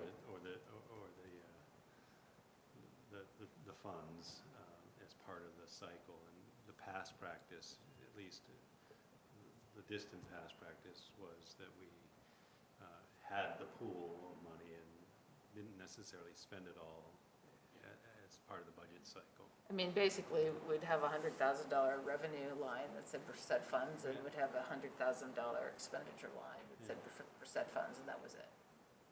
And then over the course of time, we usually spent it during that fiscal year. Yep. After we deem the program or project. But I think it makes sense to at least solicit from the departments Yeah. what their thoughts are, if they have any. Absolutely. Okay, that means I gotta finish that application. Okay, Downtown group. all right. Thank Sure. you. Sure. Yes. Yeah, Got yeah, ideas. yeah, for sure. I think Good that's- source. Yep, We great, have and one and last- it's right up We have his. one last budget. Oh, sorry. Yes, I'm sorry, yes. Okay. Select board, okay, yeah, let's do it. I didn't want to rush you. No, let's do it. No, we still have other things to do too. I took the liberty of preparing this without any input from the select board. I thought it was exceptional. Obviously, the select board is the governing body for the town and is committed to fostering transparent governance, sound fiscal management, and effective policy making. The goals are right out of the OKRs. The four goals are stated here: advance the Hanover Sustainability Master Plan, improve fiscal transparency and accountability and sustainability, strengthen the town governance, and retain, develop, and attract the best people. The budget here, the current budget's $512,303. The proposed budget is $394,500. The real swing here is the shift in the flex benefits for the town manager's staff, myself and Kate, and some reduction in that special account, which was the facilities plan funding source. Questions? Well, the question would just go back to the percent funds, so the proposed budget might be 494, or whatever percent say. Well- So this is like first rounds. Yep. Yeah. Yep, got it. Yep.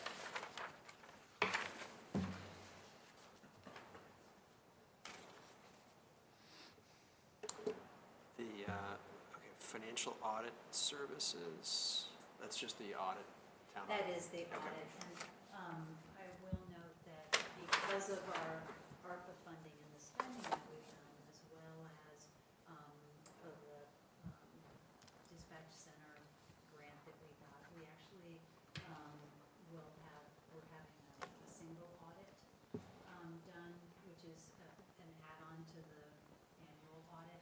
And so that will occur in '26 as well, because of the spending that will occur. And then we also have learned that when we transition tax collectors, we are supposed to have an external recommittal of the tax outstanding balance. So both of those additional audits are, they're $2,500. So it's not, a huge add-on, but I did add it into the '26 budget. So we continue to learn the requirements that we have. And something is jumping out at me that we are actually,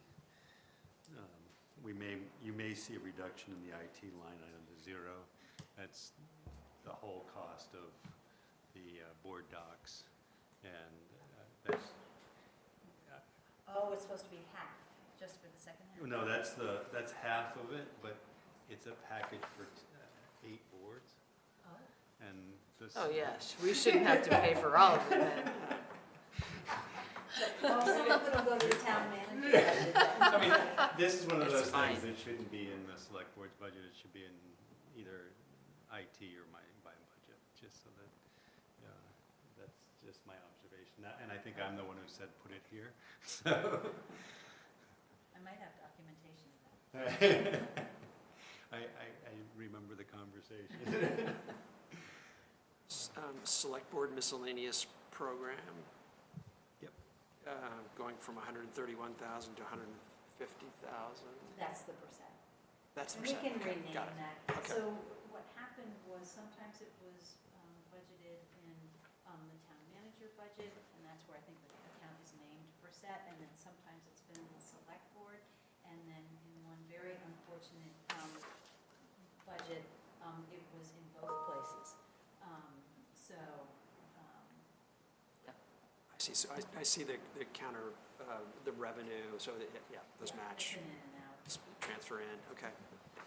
And it looks like select board stipends are flat, so y'all should get an extra cookie maybe while they're still on the counter over there. I was thinking of chips, I'm much more of a chip person. All right. Ellen, that line item on the wage, should we change it from, stipends, excuse me, I was misreading the one. Sorry. Okay. Any further questions on the select board budget? Can we reallocate the stipends to like a real getaway? With offsite, An off-site retreat. Okay, like to, Like a like spa day? Aruba or something? just, Turks and Caicos but here. on that Yes, $4,500. $4,200. Just add a 0 to it? Yeah. You gotta find a cheapo flights. What's your Junction? There you go. Yeah, it's I right don't in know, Junction. we're gonna support the economic downtown Yes. vibrancy, and we're gonna like take our stipends and go spend it. Perfect. The various stores in downtown. I think we can rent out some of these poles for more money. I know. Excess of poles, I've heard. Okay, thank you very much. Appreciate it. Thank you. Anything else on the budget we should talk about? No. No. So Okay. I just think, I'll just point out that we did provide a summary, I figured we'd, provide a summary of the expense items, day by day, and it was very interesting, so you do have a copy, you can take a look at it. We had, so what you'll see is an increase, in personnel, and not quite equal, but almost equal, decrease in operations, certainly much due to the special line item in the select board budget. So overall, budget to budget, year over year, we're going up by less than 1% in this group of budgets. I have to say that in my early look of the tax rate, where we were just looking at, the legally binding and other known items, those reductions in the expenses were already taken into account. So just making sure that that's out there. Yes, okay, thank you. Questions, Rowan, on that? Thank you very much. This is a great process. Great start. Yes, Really look good forward start. to, just by way of reminder, we have 2 more 5 PM meetings, January 27th and February 10th. January 27th is police, fire, Howe, Parks and Rec, and February 10th is DPW, and then we're back to our normal 7 PM schedule.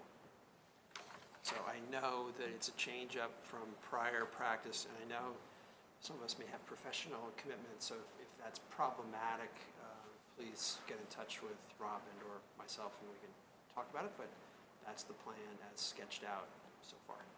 So there was the 27th and the 10th? 27th and February 10th. Yep. Those are, and then we're back for all the other budget meetings, which will be more of a more summary nature. They'll be 7 o'clock. That would be February 24, March 10, and March 24 for budget and union contract hearings. If needed, right, reasonably needed. Yep. Okay. All right. With that, let's turn to business requiring action. The first item of which is review of social service recommendations. And we did have at the last meeting discussion around changing some of the amounts, and these were in the packet. They have been summarized, and Rob, you revised your recommendations to be kind of parallel to the discussion that we had last time. Yes, I did. Yep, okay, thank you for that.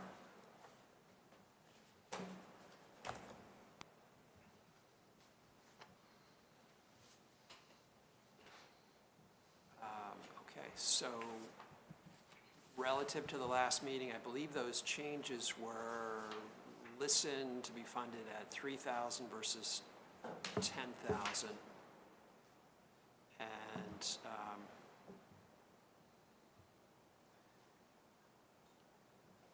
was that the only change? That was the only, That was the only change change. from the last meeting, yep. From the last meeting. The funding sources I've recommended, well, I recommended one be funded out of Yep. the select, the town manager's budget. Okay. For the next 3 budget cycles, or 2.5. And that was for the Haven For housing. the Haven, yeah, okay. Yes, thank you. Thank you, Nancy. Okay, take care. Thanks. See you.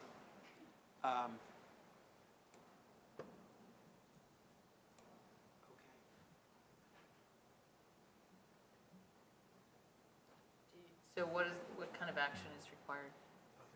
Nothing, it's, I mean, ultimately, It'll be part of our budget proposal. That seems reasonable to me. I had just a question about how you think about the health services with regard to, like, we have like a nurse, an assistant, and then we have these other people that have, I think, more health infrastructure. They seem to do some similar things. I don't know. I know there's a value of having our own, but I'm just wondering where the overlap is and how that's thought about. Because it seems like a lot of the visits are also accomplished or could be accomplished by some of our social service providers, and that they have like a network of care providers and support and the background, and that, you know, that we might not have that depth of expertise. so I think the nurse program that we operate is designed to be sort of a first respond approach, Okay. assess. It's the ability ability to have a contact and outreach. I can say that when our deputy fire chief had worked with Doris, Michael Hensley was very good at knowing who may need something to trigger an outreach effort. It's that continuity in face and the ability to point them in the right direction for additional services that I think, if I may understand your Yeah, question. that makes sense, that's what I was looking for. And do we have one or two people in that role? I think we have 2 part-time nurses. Two part-time, and we that have a makes one. part-time social services person.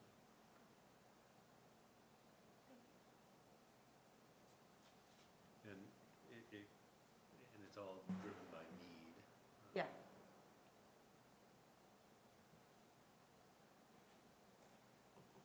Okay. Any further questions on social service? Nope, okay, so as you have recommended, so it will be combined into the budget. Okay. Second item is approval of the December 9th and December 16th Select Board minutes. Does anyone else, December 9th I and have some 16th? changes on the 16th that didn't seem to get in there. Okay, So do you want to do the 9th, and then we'll do the 16th?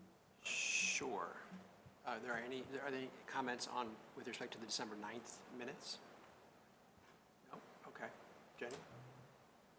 I move to adopt the December 9th minutes. Any comments? No? All those in favor? Aye. Aye. That's unanimous. December 16? You had comments, Jenny? Yeah. Yep, okay. On page 2, just New Hampshire instead of Hampshire. Yeah, sorry, I entered these, I'm not sure why they didn't stick.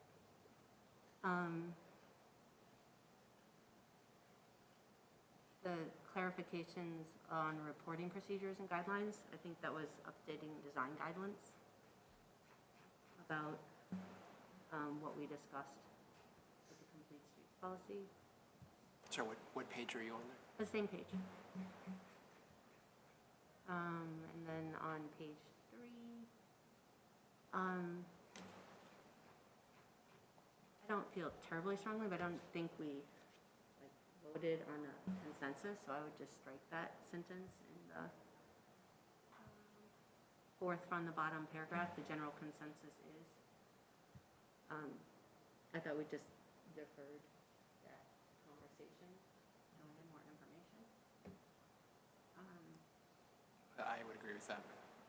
And then for the objectives and key results, I would include what we added in the minutes, which was the key result to support the planning board's efforts to comprehensively update Hanover's zoning ordinance to reflect the goals of the 2024 Hanover Sustainability Master Plan, ensure sufficient resources are allocated for robust community engagement, to explain and solicit support for zoning changes, and provide regular zoning information at select board meetings. And by our illustrious person.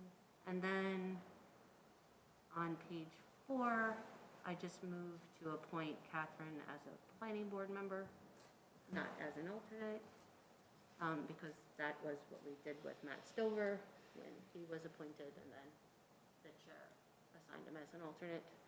And actually, since we appointed Catherine, the chair has already asked her to be a full member. But I just think that since I moved, it should reflect what I moved.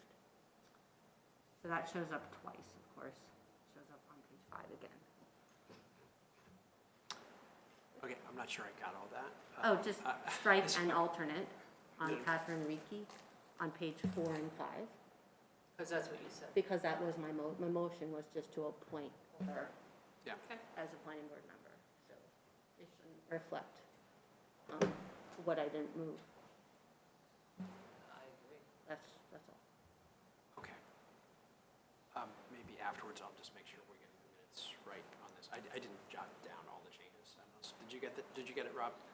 Oh. We have it on. We have it on tape, okay, so, I have them noted too, if you want.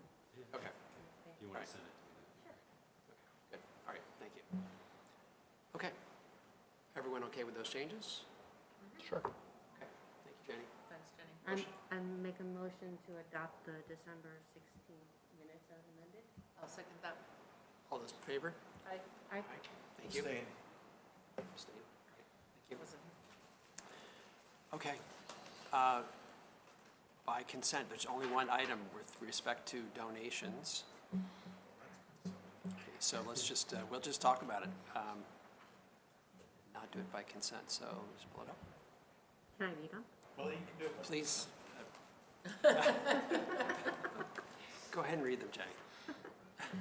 The Etna Library received donations in the amount of $1,000 from Adrian Moraff and Greg Morris, $250 from Joseph W. Shaw, $500 from Virginia F. Stillman Kirshner, and $100 from Jerry and Pat Balcom.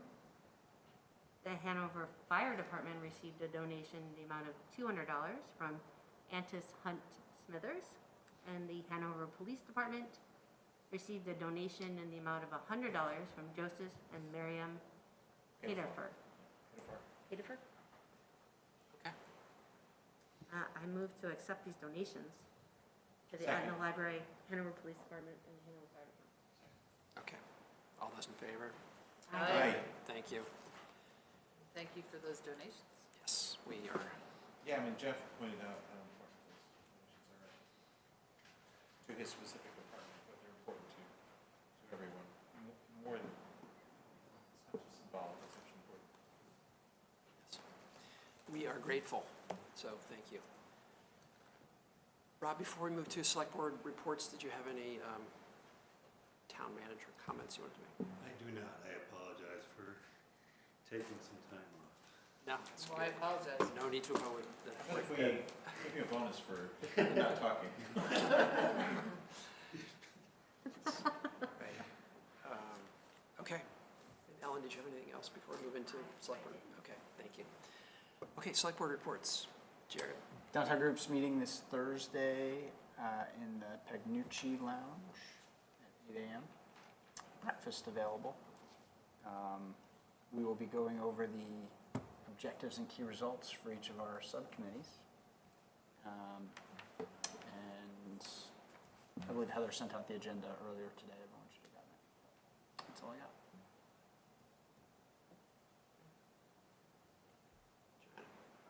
I don't have anything to report, other than the trustees for trust funds are meeting on January 14th at 7:30 a.m. in this room, and then January 15th is Sustainable Hanover here at 1. At 8:30. Okay, thank you.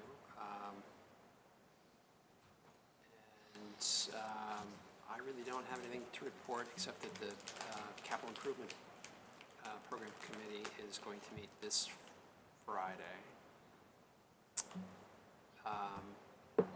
Yeah, that's it. Nothing to report. Jenny? I just want to remind everyone the styrofoam collection is January 25th, 10 to 12 p.m. at the Richmond School. Richmond Middle School. Yeah. Backup day, February 1st, if there's bad weather. And they are also collecting Christmas lights What do you mean? That's awesome, but to recycle. you mean like So- the strings of like? Yeah, what are they- Yeah. strings of lights, but Strings like- if you're in West Lub, Best Buy will take strings of lights. So if you're going to West Lub, take them there, Yeah. but if you don't get a chance to do that, because they recycle them with their electronics recycling, so you can, Does get Best rid Buy of- still recycle electronics? Because I thought Yep. they stopped Yep. doing that. no, they do. Like I cell was, phones and, They cell do. phones, battery backups, computers, printers. really? Yep. They must have restarted it, because I went there a little while ago and they had stopped. Last week, I dropped lots of lights that didn't work off at their location, plus And then Jamie Teague from the school district gave a very in-depth presentation to Sustainable Hanover about how they could fold the 3 electric buses that they have been awarded a grant for into their bus service, working with their bus provider. So that was really interesting. That was the other big news from Sustainable Hanover. And I think the school board had deferred whether or not they accepted the donation, so that's still not a done deal. But were they to accept it, they have a plan. That's it. And then Hanover Bike Walk will be partnering with the Dartmouth Outdoors Club to do an event with Bon Delmont. I'll have more about this. And this is this Dartmouth student who broke 3 world records Amazing. traveling from Alaska to Argentina, averaging over 130 miles a day, peak mileage like $200, 4 car Hiking. crashes, insane weather at both extremes. I think southern Texas was at 108 degrees, and up in Alaska, of course, was Chilly. significantly colder. About half the days he camped. Anyway, he'll be doing some kind of talk, and I'll have more information on that. It's a really incredible journey. He broke unassisted records the whole way, and then in various segments. It's really kind of incredible. Okay. Stay tuned for that. Sounds Yeah. interesting. Thank you, Jane. Okay. Do we have need for a, yes? Sorry. One more thing, just Yes. an observation, when I was out and about today, it looks like there's going to be a skating rink on the green again. There it is. And I think it's, anyone can use it, right? Yes, it's a public rink. Cool. Hopefully this year it'll last more than a day. Well, if they pour water like now, if they flood it soon, we'll have at least a week of, given the frigid temperatures, but, yeah. Do you know if the skates are going to be still at Campion again? I don't know. That was a pain. Thank you for that. Anything else? I'm sorry, are we doing a non-public? We are not. Okay. That's right. We just need a motion to adjourn. No, I've resigned from it. I move to adjourn. All right. Second. All those in favor? Yes. Aye. All right. Thank you. Those. Thank you very much. That's Thank good. you all. Thank you. You're fine. So, Thank you for the texting. marriage thing. Oh, yeah. I was in a meeting and it kept going and going. And Oh, it was looks like the a chat. Dean of Arts and Sciences, and all of a sudden I get this message, I'm like, Hold on, hold on. I gotta run. So, hold on. Like, Hold on. Still.